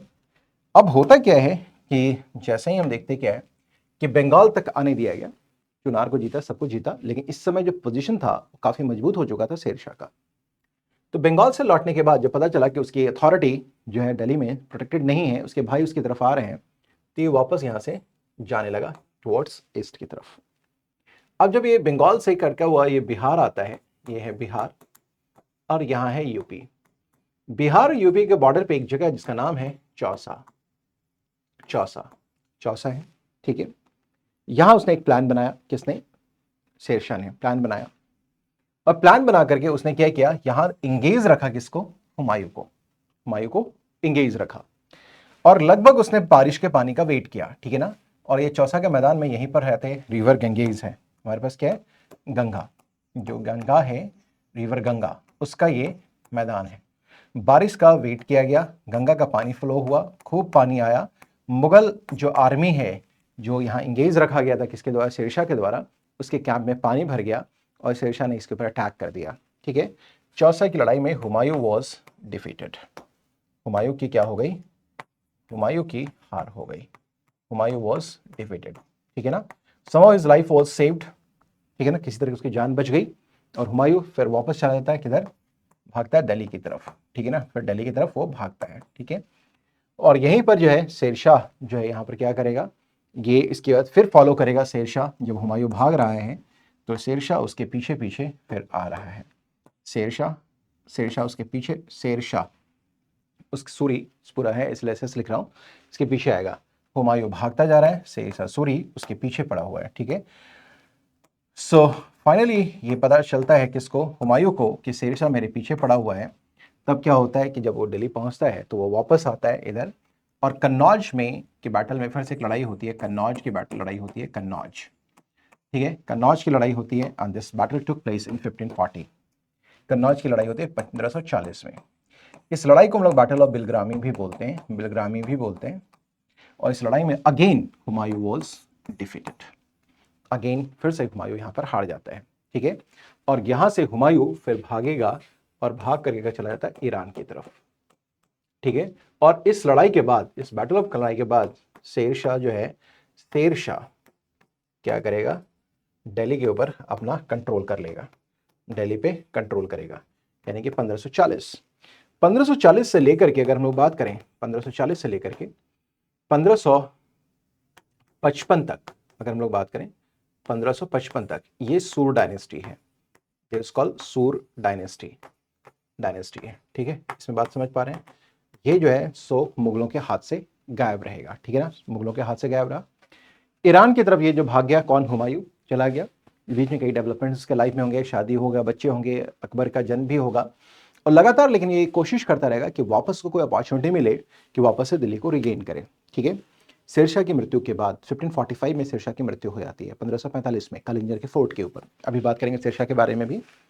तब उसके सक्सेसर्स आते हैं सूर डायनेस्टी के। ठीक है ना, जिसमें उसका दूसरा बेटा इब्राहिम शाह सूर गद्दी पे बैठता है। इब्राहिम शाह सूर जो सेकंड लड़का है वो गद्दी पे बैठेगा। ठीक है, लेकिन उसके बाद हम देखेंगे कि यहाँ पर पावर टसल होगा, पावर क्लासेस होंगे, और यहाँ पर देखेंगे कोई जो जितने भी एम्बिशियस जो नॉबल्स हैं या उसके भाई हैं या फिर जो रिलेटिव्स हैं वो आपस में लड़ाई करेंगे, यानी कि वॉर ऑफ सक्सेशन चलता रहेगा, जिसके सूर डायनेस्टी खत्म हो जाएगा। और 1555 में अगर हम लोग बात करें फाइनली 1555 में, तो ये जो है 1555 में हुमायूं वापस क्या करेगा, 1555 में अगर हम लोग बात करें 1555 में हुमायूं वापस पंजाब में सूर डायनेस्टी को डिफीट करके वापस क्या करेगा, दिल्ली को रिकैप्चर करेगा। तो ये कहानी होती है जून की। जून में मच्छीवाड़ा और सरहिंद की लड़ाई होती है, सरहिंद और मच्छीवाड़ा और सरहिंद की लड़ाई होगी, एंड वापस वो दिल्ली को रिकैप्चर करेगा। लेकिन यहाँ हम देखेंगे क्या, जब दिल्ली को उसने रिकैप्चर कर लिया, ठीक है, लेकिन बहुत ज़्यादा दिन तक वो जिंदा नहीं रहेगा। ठीक है ना, वो कुछ ही समय में उसकी मृत्यु हो जाएगी। जब दिल्ली आया तो ये होती है कहानी जून की, जून में। और हम देखेंगे जनवरी, अगर हम लोग बात करें जनवरी 1556 में हुमायूं डाइड। हुमायूं मरता कैसे है, तो अपने लाइब्रेरी जो दीन पना में जो है एक लाइब्रेरी था जिसका नाम था शेर मंडल, आज की तारीख में हम लोग जानते हैं शेर मंडल, उसकी सीढ़ियों से गिर करके मर गया, उसकी कहानी सिमट गई, उसकी कहानी खास समाप्त हो गई। ठीक है, अब अगर हम देखें कि 1540 में जब उसे गद्दी मिली तो वो अफगान के साथ, अपने भाइयों के साथ, अपनी नॉबिलिटी के साथ, सबके साथ वो बिल्कुल परेशान था। पूरी जीवन उम्र निकल गई लड़ते हुए। 1540 में कन्नौज की लड़ाई के बाद उसे भारत छोड़ना पड़ा। वापस 1555 में जून में मच्छीवाड़ा और सरहिंद की लड़ाई के बाद वो वापस से दिल्ली को रिकैप्चर कर पाया, लेकिन महज कुछ महीनों में ही, जून से लेकर के जनवरी तक, मुश्किल 6 से 7 महीने के अंदर हुमायूं वापस, यहाँ पर उसकी कहानी खत्म हो जाती है, हुमायूं मर जाता है। और यही कारण था कि जब मैं ये बात कर रहा था आपके साथ कि यहाँ पर अगर हम लोग बात करें तो हुमायूं का जो मतलब होता है that is called what, Fortune. ठीक है ना, हुमायूं का मतलब क्या होता है, that is called Fortune. Just a second, Humayun का मतलब होता है दैट इज कॉल्ड फॉर्चून। ठीक है ना, ये हमने कहा था, ये जो है फॉर्चून, ये इसका मतलब होता है Fortune, but he was unfortunate, but he was unfortunate, unfortunate, unfortunate. ठीक है, बट ही वॉज अनफॉर्चुनेट। और यहीं पे एक ब्रिटिश हिस्टोरियन जिनका नाम है लेन पुल, उन्होंने इसके मरने के ऊपर कहा कि he was such an unfortunate कि he was toddling throughout his life and toddled out of his life। जीवन भर ठोकर खाता रहा, ठोकर खा करके उसकी कहानी समाप्त हो गई। So it was your about your Humayun. ठीक है, हुमायूं के बारे में हमने बात करेंगे। अब हमें जो एक इसमें बात करना है, वो बात करना है थोड़ा सा किसके बारे में, वो हमें बात करना है शेरशाह सूरी के बारे में। लेकिन पहले हम वो देख लें कि क्या क्या और हमें इसमें रह गया करना। ये कहानी तो हमने कर ली, ठीक है, डिफीट ऑफ चौसा हमने बात कर ही लिया। ठीक है, ये सारी बातें हमने कर ही ली है। डिसयूनिटी अमंग टिमुरिड पेरेंट्स, इसका मतलब तो समझ पा रहे हैं, जो कामरान, अस्करी, हिंदाल, इन सभी के बीच में, हुमायूं इन सभी के बीच में है। हुमायूं का एग्जाइल था 1540 में, और जो रिटर्न हुआ दैट वाज इन 1555 में। ये कहानी भी हम लोगों ने बात करी। हुमायूं के फेल्योर के बारे में हम लोगों ने ऑलरेडी बात कर लिया है। ठीक है ना, हुमायूं के लाइफ और लेगेसी के बारे में हम लोगों ने बात कर लिया। ठीक है ना, ये भी बात हमने करी। अब आइए हम लोग बात करते हैं यहाँ पर में शेरशाह एंड दी सूर एम्पायर के बारे में, जो 1540 से कहानी शुरू होती है, यानी 15 साल का मतलब कन्नौज के बैटल के बाद से देखेंगे दिल्ली के ऊपर सेकेंड अफगान डायनेस्टी स्टैब्लिश हुई और 1555 तक चलता रहता है। लेकिन इसमें जो कहानी है वो मेजरली बात करनी है शेरशाह सूरी के बारे में। शेरशाह के बारे में अगर हम बात करें तो बचपन का इसका नाम है, वो है, इसका नाम है फरीद। ठीक है ना, वो ओरिजिनल नेम वाज फरीद। और इसके जो फादर हैं वो जागीरदार थे जौनपुर के, जागीरदार हैं कहाँ के, जौनपुर के। ठीक है ना, और हम देखेंगे कि gradually emerge as an important Afghan sardar during the confusion after Ibrahim Lodi's defeat. लेकिन जैसे ही इब्राहिम लोदी की डिफीट होती है किसके पास, किसके समय में, बाबर के हाथों में, तो जो पावर है किसका, फरीद के फादर का, वो काफ़ी ज़्यादा अफगानों के बीच में बढ़ना शुरू हो जाता है। ठीक है ना। अब हम देखेंगे क्या कि अब धीरे धीरे हम देखेंगे क्या कि इनके फादर के बाद जो ये फादर के पास रहता है, तो शेरशाह जो है वो क्या करता है, शेरशाह के फादर एक जागीरदार महज हैं और ये जौनपुर के जागीरदार हैं, लेकिन जो कैरियर शुरू होता है शेरशाह का, ठीक है, यानी कि फरीद का, उसका बचपन का नाम फरीद है, ओरिजिनल नाम फरीद है, वो शुरू होता है बिहार के सासाराम से, और सासाराम की जागीर उनको मिलेगी, और उसके वो अपना कैरियर शुरू करता है पटना में। अभी एक जगह है लोहानी, बहार खान लोहानी, उसकी सर्विस में ही आ जाता है कौन, फरीद। और इसकी मिलिट्री एबिलिटी तो बहुत ज़बरदस्त थी, बहुत ही फुर्तीला था, बहुत ही बहादुर था कौन, फरीद। तो जो बहार खान लोहानी है वो क्या करता है, इसको हमेशा अपने पास रखने लगा, उसके मेरिट को, उसके टैलेंट को समझते हुए बहार खान लोहानी उसको अपने साथ रखता था। बहार खान लोहानी को शिकार का शौक था, वो शिकार पे जाया करता था, फरीद भी उसके साथ गया। एक समय की बात है कि वो लोग जंगल में थे और अचानक से एक जो है टाइगर, वो क्या करता है, वो अटैक कर देता है बहार खान लोहानी के ऊपर। और कहते हैं कि फरीद ने बिना किसी वक्त को गंवाए हुए इतनी फुर्ती के साथ, इतनी तेजी के साथ, बिजली के तरीके से उसने अपने तलवार को निकाला और अपने तलवार के एक स्ट्राइक से उसने शेर के 2 टुकड़े कर दिए। उसने उस शेर के 2 टुकड़े कर दिए, शेर को, शेर था नॉट टाइगर, दैट वाज शेर, लायन, ठीक है ना, उसके 2 टुकड़े कर दिए। इस बात से खुद खुश होकर के बहार खान लोहानी ने उसे शेर खां की उपाधि दी। So this is how Farid become Sher Khan. और कन्नौज की लड़ाई में उसने हुमायूं को ये चौसा की लड़ाई में 1539 में जो चौसा की लड़ाई हुई, 1539 में चौसा की लड़ाई, उसमें उसने हुमायूं को डिफीट करने के बाद उसने क्या किया, शेर शाह की उपाधि धारण करी थी। तो शेर खां बिकम शेर शाह। तो फरीद से शेर खां से शेर शाह की कहानी शुरू हो गई। सो हमने देखा क्या, इमर्ज एन इंपॉर्टेंट अफगान, और उसके इब्राहिम लोदी के बाद वो इंपॉर्टेंट अफगान सरदार के रूप में वो क्या करेगा, वो विकसित होना शुरू करेगा, शेर खां, यानी कि 1539 में शेर खां हो गया। ये तो शेर खां की कहानी हो गई, ठीक है, शेर खां की कहानी जो कि बहार खान लोहानी ने दिया, ठीक है। उसके बाद ये पूरे बिहार का मास्टर बन गया before Babur's death, indicating gradual rise to prominence, ठीक है। एक समय शेरशाह एम्पायर, ये हमने बात नहीं करा आपसे, ठीक है, ruled the mightiest empire in north India since Mohammad bin Tughlaq. Empire extended from Bengal to Indus and Kashmir, conquered Malwa and almost entire Rajasthan except Kashmir. ये सब ने बताया कि कैसे कैसे उसने सबको जीता है, ठीक है ना। सो बैटल ऑफ सामेल भी होता है 1544 में, 40 में कन्नौज में उसने हुमायूं को हराया। राजपुताना अभी भी उसके लिए चैलेंज थे, यानी कि शेरशाह जब गद्दी पे बैठ गया तब उसके राजपुताना की तरफ से इश्यूज आ रहे थे। तो 1540 में उसने क्या किया, सामेल की लड़ाई हुई, जो शेरशाह ने जो है सो क्या किया, जोधपुर के शासक को डिफीट किया था, ठीक है। सामेल की लड़ाई 1540 में हुई थी। उसके उसने कई और कैंपेन्स किए, ठीक है ना। सो 1540 यानी कि 1540 से लेकर के अगर हम लोग बात करें तो 1545 तक वो राजपुतानों के अगेंस्ट लड़ता रहा, क्योंकि भाई मुगल तो जा चुके हैं।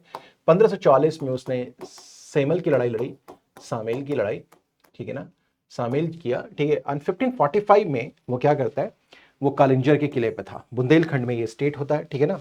तो ये बुंदेलखंड के अंदर एक किला है जिसका नाम है कालिंजर। कालिंजर किले के पास वो जो है सो वो अपने युद्ध की तैयारी में था, बारूद के ढेर के पास खड़ा था। जब इस किले को जीतना चाह रहा था तभी क्या हुआ, एक बॉल, अग्नि बॉल, फायर बॉल होता है, यानी कि अग्नि बॉल था, पिंडक था, जिसको उसने फेंकने की कोशिश करी, वो मिस फायर हो गया। उसके बगल में बारूद का ढेर था, उसमें आग लगी है, उसी आग में आग लगने की वजह से ये जल करके मर गया। सो 1545 में कालिंजर के किले के ऊपर उसकी कहानी खत्म हो गई। देयर वाज अ ब्लास्ट, ठीक है, गन बर्स्ट हो गया, जिसके उसका डेथ वहां पर हो गया, ठीक है ना। उसके देखेंगे, उसके बाद सक्सेशन एंड सिविल वॉर शुरू हो जाता है, ठीक है। उसका दूसरा लड़का जिसके बारे में होता है इस्लाम शाह, वो गद्दी पर बैठेगा और 1553 तक वो गद्दी पर रूल करता रहेगा, ठीक है ना। Islam Shah face rebellions from his brothers and feuds among Afghans, और उसके ब्रदर्स भी उसके अथॉरिटी को चैलेंज करेंगे, बाकी अफगान जो नॉबिलिटी है वो भी इस्लाम शाह सूर को आराम से बैठने नहीं देंगे। और his death led to civil war among successors, creating an opportunity for Humayun's come back. और जैसे इस्लाम शाह शूर मरा, यानी शेरशाह सूर का दूसरा लड़का मरता है, उसके भाइयों के बीच में भी हम देखेंगे फ्यूड्स होते रहे, जो कि हुमायूं को अपॉर्चुनिटी प्रोवाइड करेगा कि वो क्या करे, वापस से दिल्ली को कैप्चर करे। सो हुमायूंस विक्ट्री होती है 1555 में, दिल्ली को कैप्चर किया उसने। 2 लड़ाई कौन सी हुई, 2 battles, that is one is your Machhiwara and other is your Sarhind, Sarhind की लड़ाई, Machhiwara and this called Sarhind की लड़ाई। And this is how the Sur empire ended and Mughal rule फिर से भारत में स्टैब्लिश हो गया। ये तो बात हमने आपसे करेंगे। अब शेरशाह सूरी का कॉन्ट्रीब्यूशन क्या क्या, इसके बारे में भी थोड़ी सी चर्चा हम लोग कर लेते हैं। What were the contribution of Sher Shah Suri. तो हम देखेंगे क्या कि उसने लॉ एंड ऑर्डर को मेंटेन करने की कोशिश करी। लॉ एंड ऑर्डर को कैसे मेंटेन किया, तो रोड्स के किनारे जो है हम देखेंगे क्या रॉबर्स होते थे, डकैट्स होते थे, जमींदार्स भी बड़े डिसओबीडियंट हो गए थे। इन सभी को उसने क्या किया, पुलिस और जुडिशरी के अधीन लाने की कोशिश करी। ठीक है, बात समझ पा रही है। तो लॉ एंड ऑर्डर को मेंटेन किया। ट्रेड एंड कॉमर्स को उसने क्या किया, उसने जो है उसको फोस्टर किया। ठीक है ना, उसने क्या किया, रोड्स बनवाए, नेटवर्क्स बनाया। ठीक है ना, कम्युनिकेशन नेटवर्क्स। रिस्टोर किया ग्रैंड ट्रंक रोड को। ये जो ग्रैंड ट्रंक रोड है ना, इसकी कहानी शुरू होती कहाँ से, उत्तरापथ से। मॉडर्न पीरियड में जो उत्तरापथ होता था, यही हम देखेंगे शेरशाह सूरी मार्ग हुआ कब, शेरशाह के समय। ठीक है ना, और इसी को ब्रिटिश में एक ब्रिटिशर साइंस का नाम है ऑकलैंड, उसने किया कि इसका नाम बदल के ग्रैंड ट्रंक रोड कर दिया, जो आज आपका NH1 एंड 2 है। ठीक है, so restore the Grand Trunk Road from Indus to Sonargaon. ठीक है, Sonargaon that is in Bangladesh, not is in Bengal, West Bengal, it is in Bangladesh. Built roads from Agra to Jodhpur, कई सड़कें बनवाई। ठीक है ना, तो उसने व्यापार को बढ़ाने के लिए उसने रोड्स को ध्यान दिया। रोड्स के ऊपर उसने कई सराइज बनवाए, दैट इज कॉल्ड व्हाट, इन्स होते थे। ठीक है ना, among these roads were travelers convenience, sarais became market towns, और ये मार्केट टाउन्स हो जाते थे, promoting economic activities and quickening trade. ठीक है, रिफॉर्म्स किया उसने कस्टम एंड कॉमर्स को। ठीक है ना, उसने कई पॉइंट्स बनवाए जिसकी वजह से उसकी आमदनी बढ़ी। इसने इंट्रोड्यूस किया स्टैंडर्ड वेट्स का, मेजर्स का एंड करेंसी फैसिलिटेड ट्रेड। ठीक है ना, इन सभी की वजह से standardisation of weights and measures को लेकर बात करें हम लोग, ट्रेड जो है उसका काफ़ी ज़्यादा फैसिलिटेट होता चला गया। उसने कई एडमिनिस्ट्रेटिव रिफॉर्म्स भी करे, जैसे उसने पूरे राज्य का बंटवारा उसने परगना और जो है सरकार में किया वैसे ही किया जैसा कि सल्तनत पीरियड में हुआ करता था। ठीक है, इसके अलावा उसने प्रोविंशियल गवर्नर्स को भी इंट्रोड्यूस किया विद सेंट्रलाइज अथॉरिटी, यानी प्रशासन जो था वो बिल्कुल केंद्रीकृत था, लेकिन प्रांतीय सर गवर्नर्स को भी उसने अपॉइंट करा। Through real power remained, the tribal chiefs in the hands of some regions, contributed central machinery of administration with excessive centralization of authority। ठीक है ना, लैंड सिस्टम रेवेन्यू भी उसने इंप्रूव किया, introduce systematic land revenue system based on measurement of sown land. ठीक है ना, यानी कि जो जुती हुई खेत थी उसके मेजरमेंट के आधार पर उसने लैंड रेवेन्यू सिस्टम को मेंटेन किया। इंस्टीट्यूटेड अ क्रॉप रेट, जिसको बोलते हैं रे। ठीक है, and fix the states share eight 1/3 of the produce. उसने एक क्रॉप रेट भी बना, इसको राय बोलते हैं। ठीक है ना, ऑन स्टेट का जो है सो रेट उसने फिक्स किया 1/3 of the total produce. Provide option of peasants to pay in cash और काइंड, और इसने क्या किया, किसानों के साथ संबंध स्थापित करके उसे आज़ादी दी कि वो पैसे में यानी कि क्या कर सकें, कैश में या काइंड में, किसी में भी वो क्या कर सकते थे, अपना जो है सो टैक्स पे कर सकते थे, इधर इन कैश और इन काइंड, नगद भी और काइंड में भी। ठीक है, पट्टा के साथ। मिलिट्री रिफॉर्म्स भी उसने किया। ठीक है, स्ट्रॉन्ग आर्मी उसने बनाई, स्ट्रॉन्ग आर्मी बनाई। ठीक है, एंड जो है उसके अलावा हम देखेंगे डाक सिस्टम को उसने इंट्रोड्यूस किया to prevent situation of inferior horses. Maintained personal army of 1,50,000 cavalry, infantry, elephants and artillery. ठीक है, एम्फेसिस ऑन जस्टिस भी इसने दिया, unpunished operations regardless of their status. उसने काजीज को भी अपॉइंट किया जस्टिस के लिए, alongside village panchayat and zamindar dealing with local cases. ठीक है ना, सो काजीज भी होते हैं जस्टिस के लिए, लेकिन पंचायती व्यवस्था भी बनी रही, जमींदार भी बने रहे जो कि जुडिशरी जस्टिस को डिस्पेंस किया करते थे। बिल्डिंग एंड आर्किटेक्चरल लेगेसी में अगर हम लोग बात करें तो उसने जो पुराना किला है, पुराना किला वही है जो दीन पनाह शुरू किया था हुमायूं ने, उसी को उसने बनाया, जिसको हम बोलते थे शेरगढ़, या उसको ओल्ड फोर्ट बोलते हैं, पुराना किला बोलते हैं, नियर दिल्ली। उसके उसने जो है कई लर्नेड मैन को भी अपने यहाँ संरक्षण दिया। उसमें से एक नाम है वो है मलिक मोहम्मद जायसी का, जिसने कि मलिक मोहम्मद जायसी जिसने कि पद्मावत को लिखा है। ठीक है ना, इसमें वही कहानी अलाउद्दीन खिलजी और रानी पद्मिनी की कहानी यहाँ पर दी गई है। रिलीजियस एंड सोशल पॉलिसीज के बारे में बात करें तो he was not religious bigot. ठीक है ना, सोशल इकोनॉमिक पॉलिसी में उसको दिखाई देती है। Collected jizya from Hindus and appointed nobility predominantly from Afghans, maintaining Afghan influence in the state. वो जिसने जजिया भी लगाया, लेकिन वो धार्मिक रूप से कट्टर नहीं था, ही वॉज नॉट रिलीजियस बाइगेटरी। उसने प्रशासन को भी चुस्त बनाया, उसमें कई लोगों को शामिल किया, लेकिन अफगान्स उसकी पहली प्राथमिकता हुआ करते थे। लेगेसी एंड इन्फ्लुएंस में बात करें, उसने साउंड सिस्टम स्टैब्लिश किया किसका, एडमिनिस्ट्रेशन का, during his short tenure of reign of 5 years, 1540 से 45 तक। नोबेल उसके आर्किटेक्चरल अचीवमेंट्स हैं। Patronise literary work contributed to his legacy, जो मैंने बताया कि जैसे उसने अपना खुद का मकबरा भी बनाया सासाराम में। ठीक है, उसने शेर मंडल बनवाया, उसने शेरगढ़ का किला बनवाया जिसको कि आज हम लोग पुराना किला के नाम से जानते हैं, एटसेट्रा। ठीक है, इसके अलावा हम देखें state under Surs remained an Afghan institution based on race and tribe, with fundamental changes occurring late under Akbar, ठीक है ना। अकबर के समय तक भी उसके जो द्वारा जो भी इम्प्रूवमेंट किए गए, जो भी चीज़ें इंट्रोड्यूस की गई, that was continued even during the time of Akbar, ठीक है, यानी कि मुगल्स ने फर्दर उसे भी अडॉप्ट करा। सो मैं उम्मीद करता हूँ कि टॉपिक भी आपके लिए काफ़ी इंटरेस्टिंग रहा होगा। आपने बड़ी रुचि के साथ with all your interest and जिल you must have in this session, ठीक है ना। एंड ये सेशन भी आपके लिए काफ़ी लाभदायक रहेगा, मैं ये ऐसी आशा है कि आपके लिए फ्रूटफुल रहेगा। सो मिलते हैं नेक्स्ट टॉप सेशन में। मेरे ख्याल से next chapter would be the 13th chapter, तो 13th चैप्टर के ऊपर बात करेंगे। जो है सो 13th एंड 14th फिर एंड सो ऑन हम लोग आगे बढ़ते चलेंगे, और ये श्रृंखला आपकी मैं कोशिश करूँगा कि आपकी ऑन टाइम आपकी खत्म हो जाए। So till then bye bye, take care everyone with lots of love and the blessings. See you again in the next session. Till then bye bye, take care.